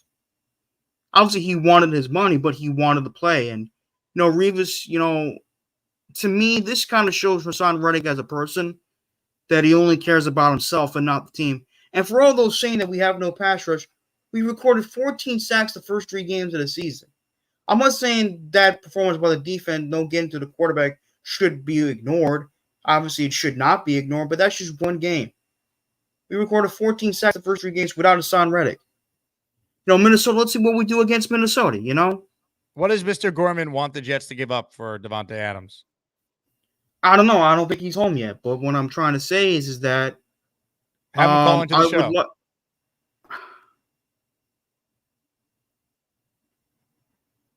What? I'm sorry. Have him call into the show. I'll tell him about that. Anyway, what do you mean you'll tell I him? think the Jets should give him nothing later than a second or a third round pick for Davante Adams. He's a great receiver. He's been one of my favorite receivers since he came into his own, and I think in 2016 or 2017, he's won 2 MVPs with Rodgers. He's a future Hall of Fame receiver. Sean writes in, Mr. Gorman would trade his son for Adams. Do you think your dad would trade you for the Jets to get Davante? Sean Snow, go kick rocks. Would you live in Vegas? If it meant the Jets got Davante, would you live in Vegas till at least the end of the season? No, I want to live in Jersey. Why? Vegas would be a lot of fun for you. I'll stick with Jersey. You can Sean go Snow, out you know to, nothing about my father. So why don't you shut the you-know-what up and go kick rocks? I think he's just offering an opinion. I don't know if we need to bash him. It's a stupid opinion. It's an asinine opinion. You wouldn't take one for the team? If my dad said, Jake, we got to trade you to Vegas. How about we for 4 months. trade JJ or Allen for Davante Adams? Or Gary? I mean, look, I think I would do that in a second, right? I mean, if my dad wanted to trade me to the Raiders for Davante, I would do it. I'm trying to win, Charles. What position would you play? But are you a player? Are you a draft pick? Yeah, but in this hypothetical, you're not a draft pick, but you'd be traded and you shot it down. Okay, what position would I play? Receiver, tight end, running back, water boy, like Adam Sandler? Except I don't go and Well, what do you want to play? Follow the leader. No, I'm just kidding. Okay. It's a joke, Jake. Anyway,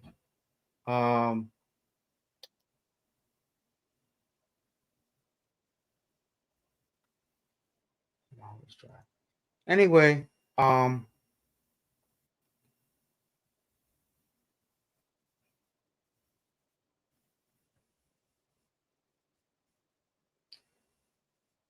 don't think getting Brock Bowers would be smart. I mean, we have a good tight end, and Conklin and Ruckner's getting more involved with the offense.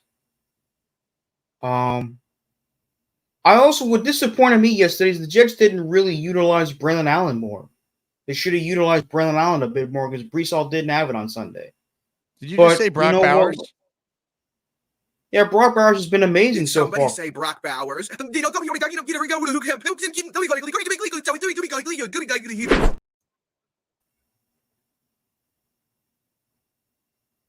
Yeah, he's been amazing for the Raiders so far this year. I know so many Jet fans wanted him, but it is what it is. Anyway, that's all I wanted to say. Hope you have a good day, Jake. I'll see you next time. Charles, I appreciate the call as always. You provided a lot of good takes today, and look forward to hearing from you. I try my soon. best to give you a good take. No, the takes were I good. always try to think. I always try to process my thoughts before I speak. Absolutely. Tell Dennis I say hello. Tell my father I will. No problem. All right. Thank you, Charles. Hi, I'm Charles, and I'm going to talk about Spider-Man and movies and sports and video games and maybe hot chicks.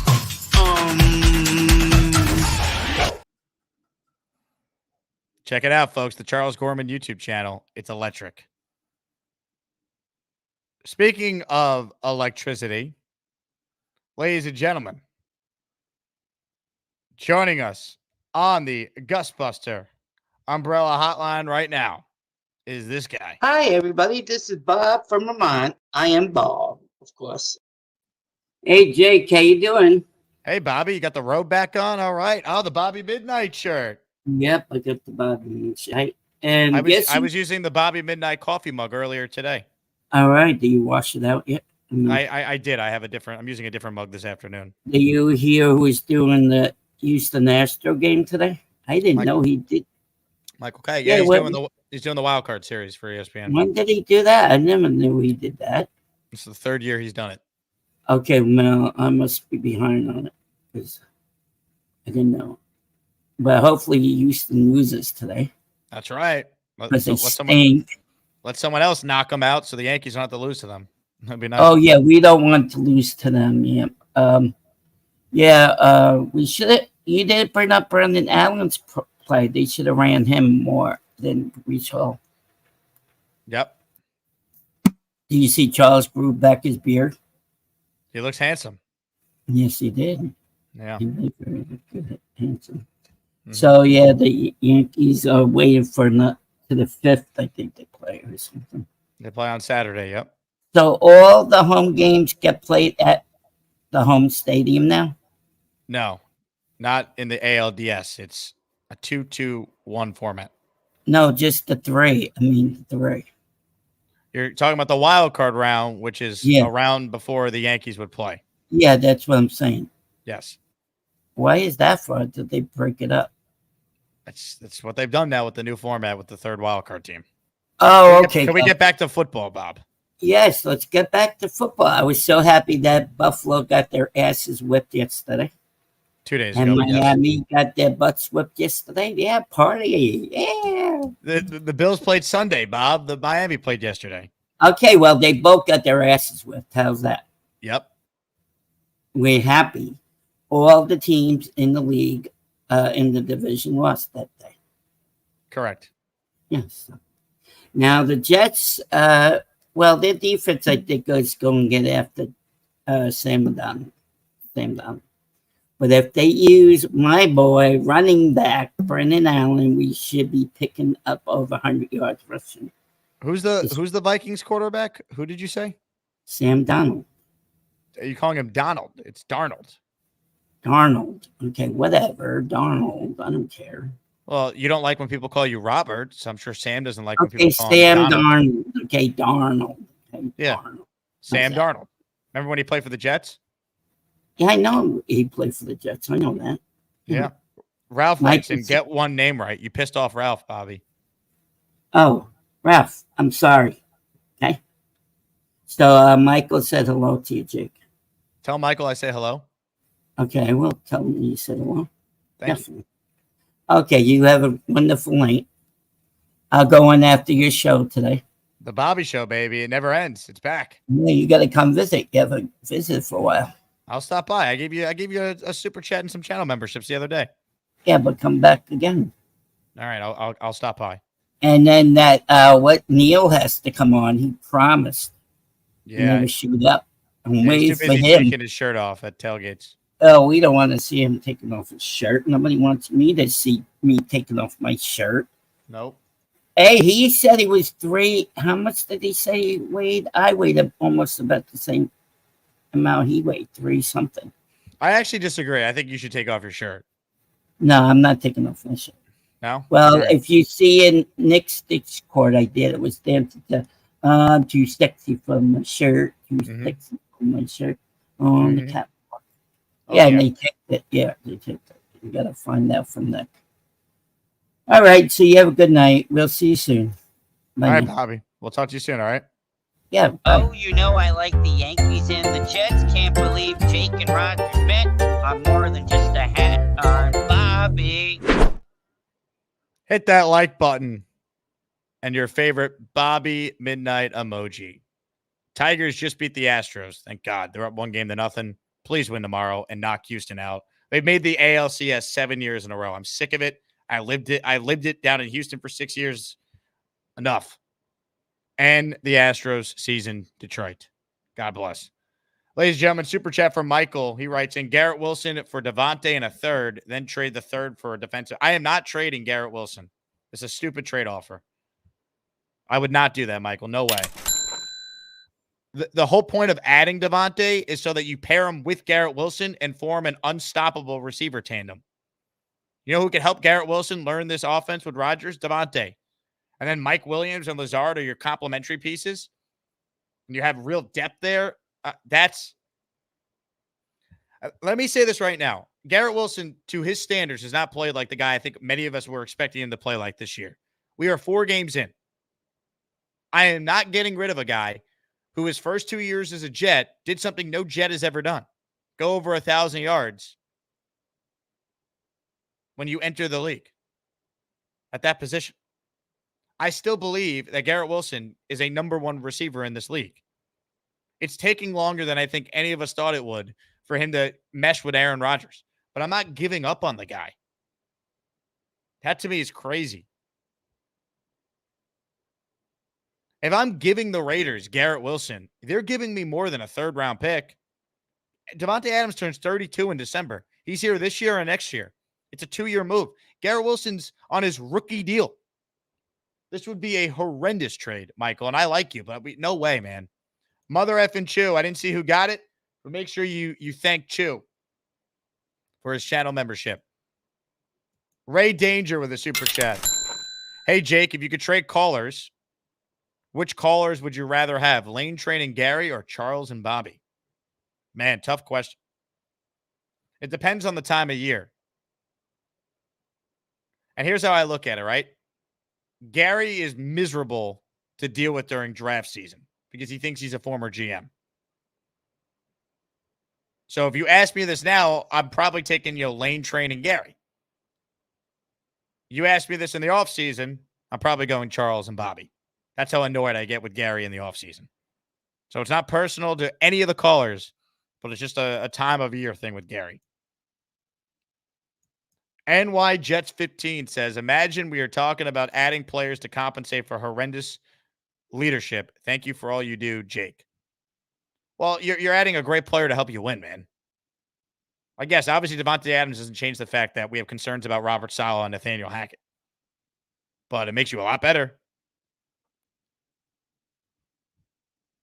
Chris writes in, see you on Saturday, my guy. Been a long time coming. Chris, I don't know if you live in the U.S. or you're based in the U.K., but I'm excited to meet you in person at our Jake Asman party Saturday night. Go Jets. Bang! Bang! Comments, questions, super chats. We'll cut the line. Let's do some more calls right now. Jet Set for Life is on the move. Hello, Jet Set. Hey, what's going on, Jay? Jet Set, your audio. Can you pull over? Your audio sucks. How about now? A little better. Go for Davante. I don't care what, as long as it's not nothing crazy. We got to get him and stop pampering Garrett. He ain't getting separation. He's not getting separation, so, hey, suck it up. Put it on his big boy pants. And Brees got to do better picking up that blitz, man. That was ugly the other day. But I'm still in it, and I still think we're going to win it. Jets, Jets. And you're more than welcome to go on a ride with me if you like. Well, I'm putting you on mute if we're going on a ride with you, Jet Set, because good God. But it looks like a very nice neighborhood that you're in right now. Looks tremendous. Ladies and gentlemen, Jet Set for Life.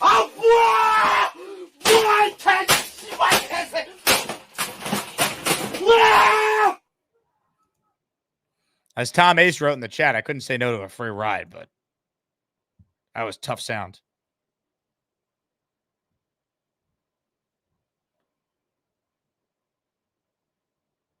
Comments, questions, super chats. We'll cut the line.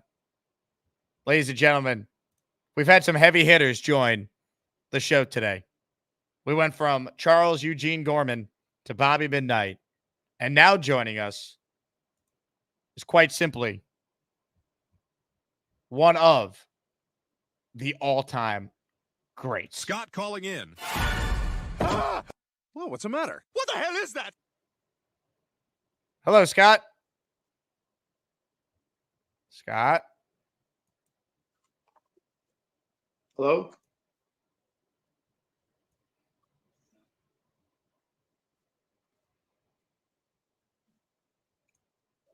Hey, what's up, man? You hear me? Yeah? Can you hear me? Hello? Shit. Yeah? No?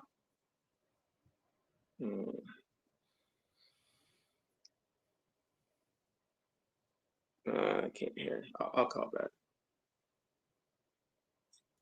Oh, man. You're really scared of Scott. That hair is fucking crazy. Scott, call back. It was tough to hear you there. All right, last chance to get in. Comments, questions, super chats, cut the line. Reminder, patreon.com/Jake Asman Show. bonus content, Discord access, 15% off all items in the merch store with your Patreon code you get when you sign up. Let me make sure I didn't miss any super chats here. I don't believe I did, but those always take priority. Also, I want to say this. So Rich is one of our longtime listeners. He's always encouraging people to hit the like button because he knows it's good for the algorithm on YouTube. He's without a channel membership right now, and it expired. So if you're the person who gifts Rich his membership, we'll send you an item in the Jake Asman merch store. So I want to shout out Rich for his great support. Comments, questions, super chats. You guys know the drill. They cut the line around these parts. Oh, Mets already down 1-0, I see. Why is that game not? What is that on ESPN? That game? Hold on, gotta switch the TVs here. All right. Let's see if we mix in a couple more calls, then we'll wrap. Oh, you know what? Scott's back on the line. Let's see if we can hear him this time. Hey, Scott. Scott. Hey, what's going on, Jake? Hey, Scott. You hear me? I can hear you, yeah?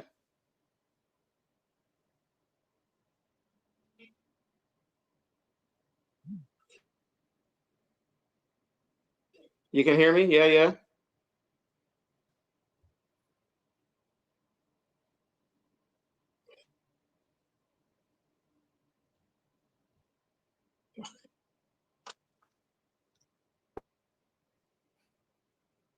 Can't hear me?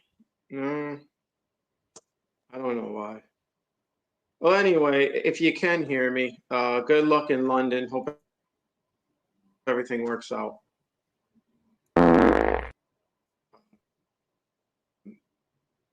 Yeah, just. Scott's gone.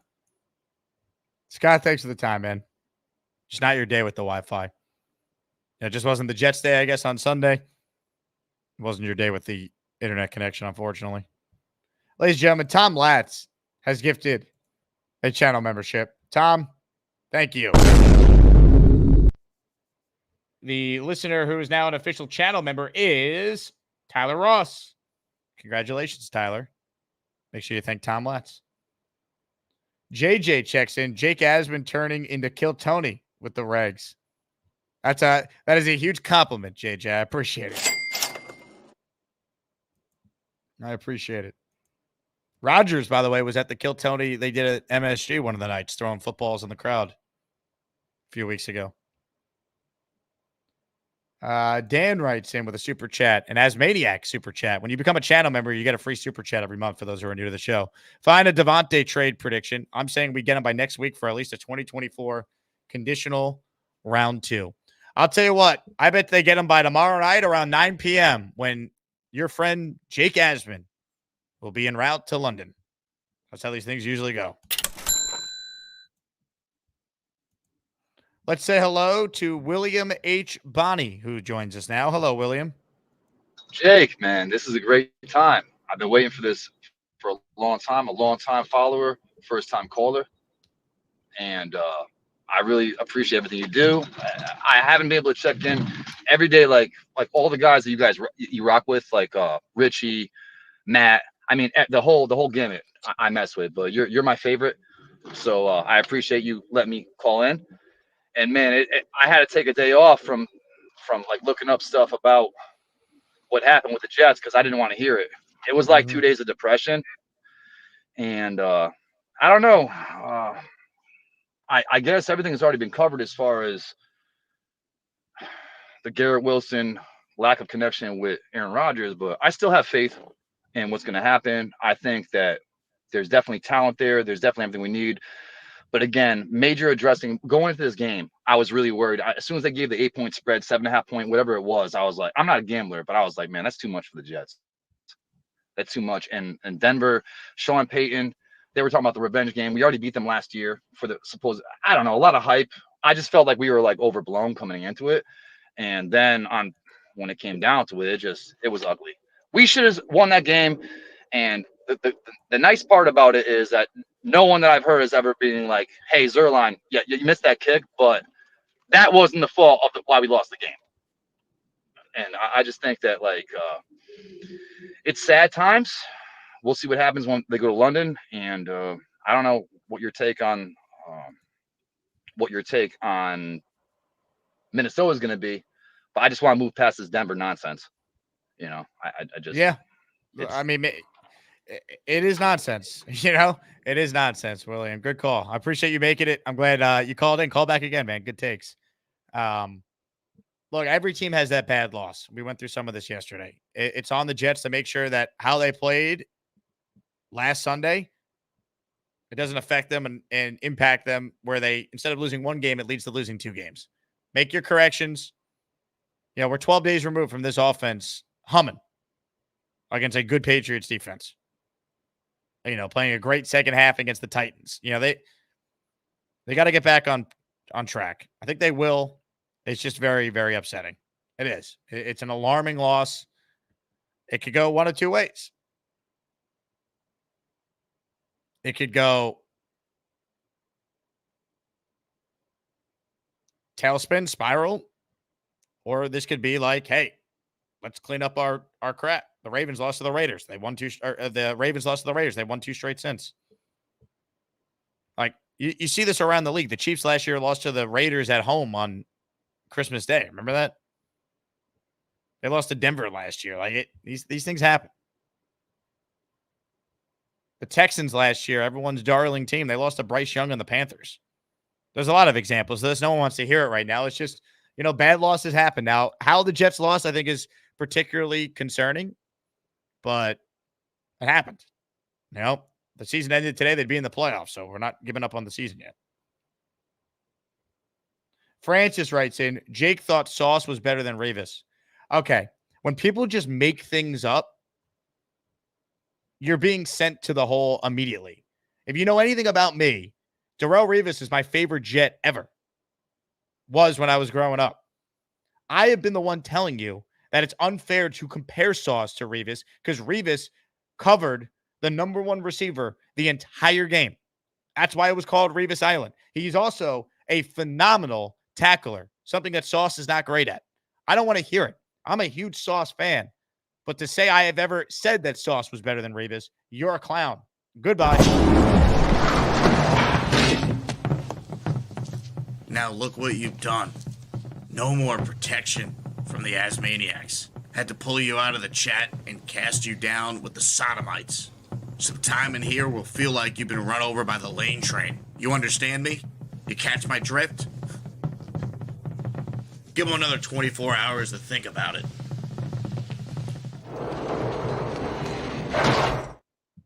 Like, come on, man. Sauce is a phenomenal player. He's on a Hall of Fame arc as far as being first-team All-Pro his first 2 years.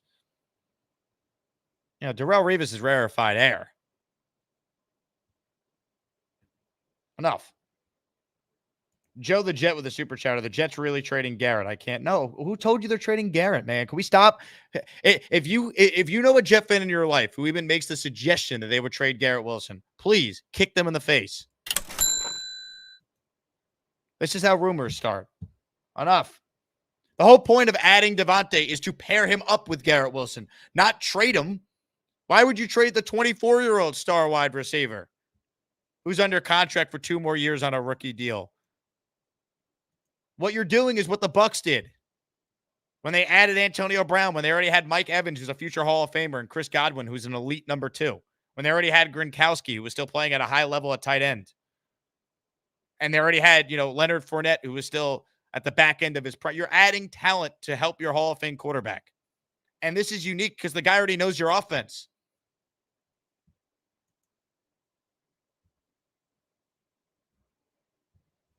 Good God, man. If anyone insinuates the Jets are trading Garrett Wilson in this Davante deal, kick them in the face and tell them I told you to do it, please. Good God. Dean, super chat. Thank you, Dean.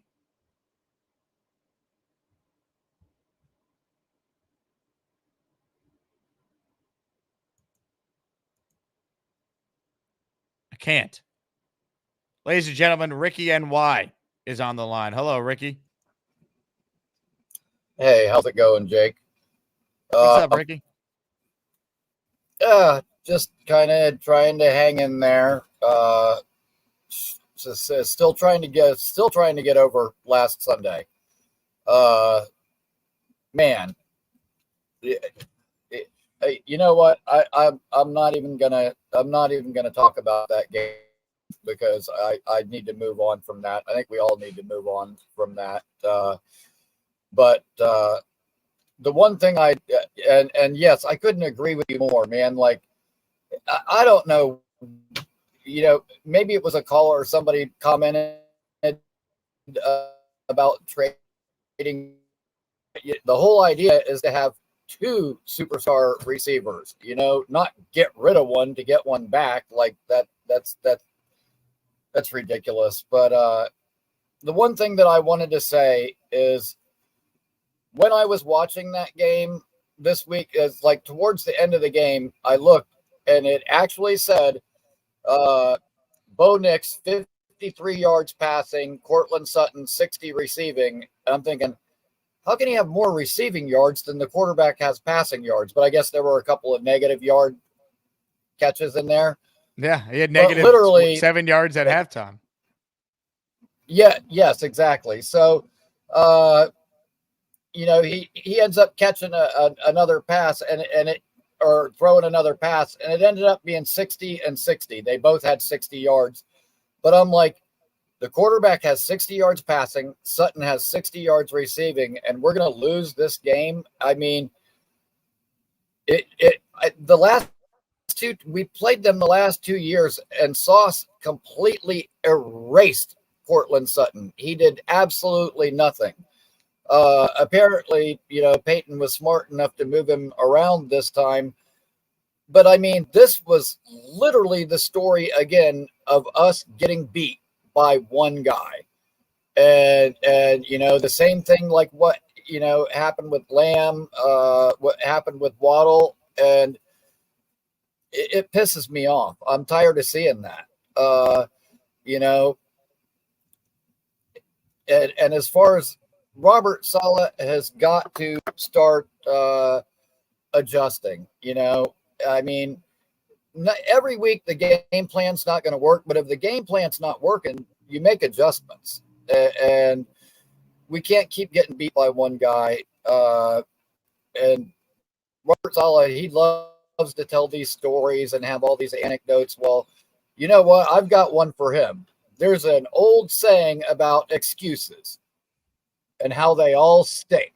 And that's what I have to say to Saleh, man. I don't want to hear any more anecdotes or stories or crap at the podium. Like, I just want results, plain and simple. And I'm disgusted. And you know me, I'm usually not a negative person. I'm usually always really positive, and I've stuck behind this GM and this coaching staff. But you know what? When we have all these pre-snap penalties and shit like that, I'm sorry, that falls on the coach. That's undisciplined, and that falls on the coach. And enough, man. Like, you've been here for years. That shouldn't still be going on. Time to clean that shit up. No more excuses. I mean, it's time to get it together. Ricky, amen. Amen. No, I mean that can't have that game can't happen again. That's it. Learning experience. Figure it out. I'm completely with you. No excuse. I mean, that is a bad loss for this coach. You can't afford too many more of those, if any. Seriously. Because now you got to steal a game that maybe you had as a loss before the year started. Just go win Sunday, man. Get the 3-2 going into that Bills game. Maybe the Bills lose to the Texans, and all of a sudden you have the same record as Buffalo going into that Monday night game. And maybe Davante's a Jet by then. Dean's got a super chat here. Sorry I missed it earlier, Dean. I didn't see it. Curly in a third for Davante. Say hi to your pop. Shout out to Dean, longtime friend of my dad. I don't think you would put Corley in this deal. I think it's all draft compensation. I don't think players are involved. I wouldn't trade Corley either. I mean, you traded up to get him, let him develop. And like, you can't tell me Corley can't provide some pop on kickoff returns at some point over Xavier Gibson. Hefe Jr., Davante to the Ravens. Maybe. What are they giving up? Are they really investing a premium picks into Davante? I don't know. I mean, I watch the Ravens. I don't think their need is they need a receiver right now. I could be wrong. I'm not watching every game.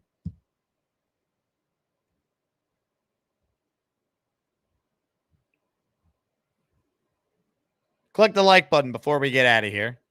Once again, I want to thank everyone who took time to watch the show today. If you missed it, we had Fialkow on for the beginning of the show. The news of Davante officially asking out broke at the very beginning of the show. So we covered all that and more. Calls have been great today. Super chats have been excellent. Reminder for those of you who are unaware, maybe you just found the show, you're looking for a Jet podcast. Well, this show you're watching on YouTube every day, after it's done live on YouTube, will be uploaded into audio form on both Apple and Spotify. So search the Jake Asman Show wherever you get your podcasts, and you can listen to this show on the go. Bluetooth it to your car. Download it to take on the airplane if you're going to London. Subway. LIR. I was on the Long Island Railroad yesterday. So check it out, folks.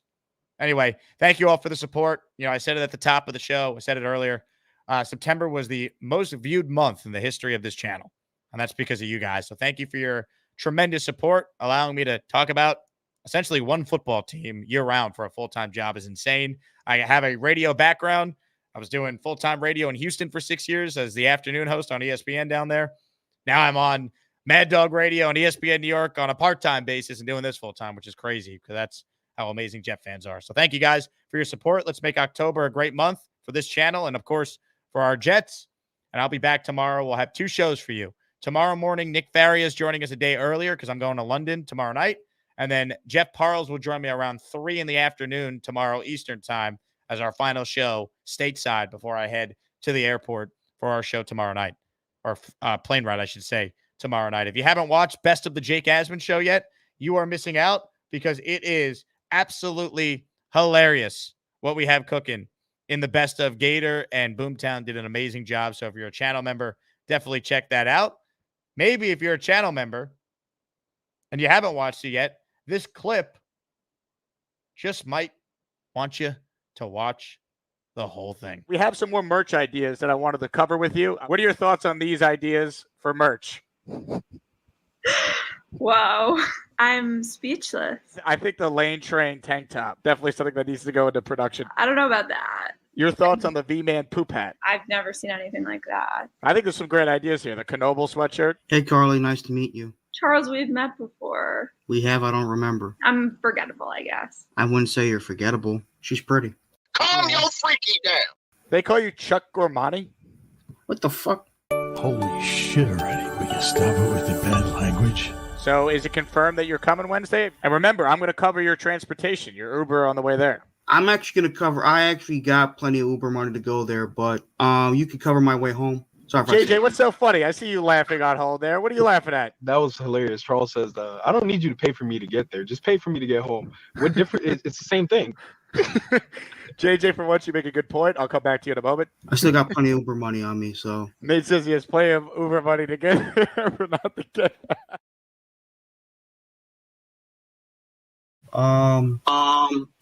Let's put myself in these goddamn situations.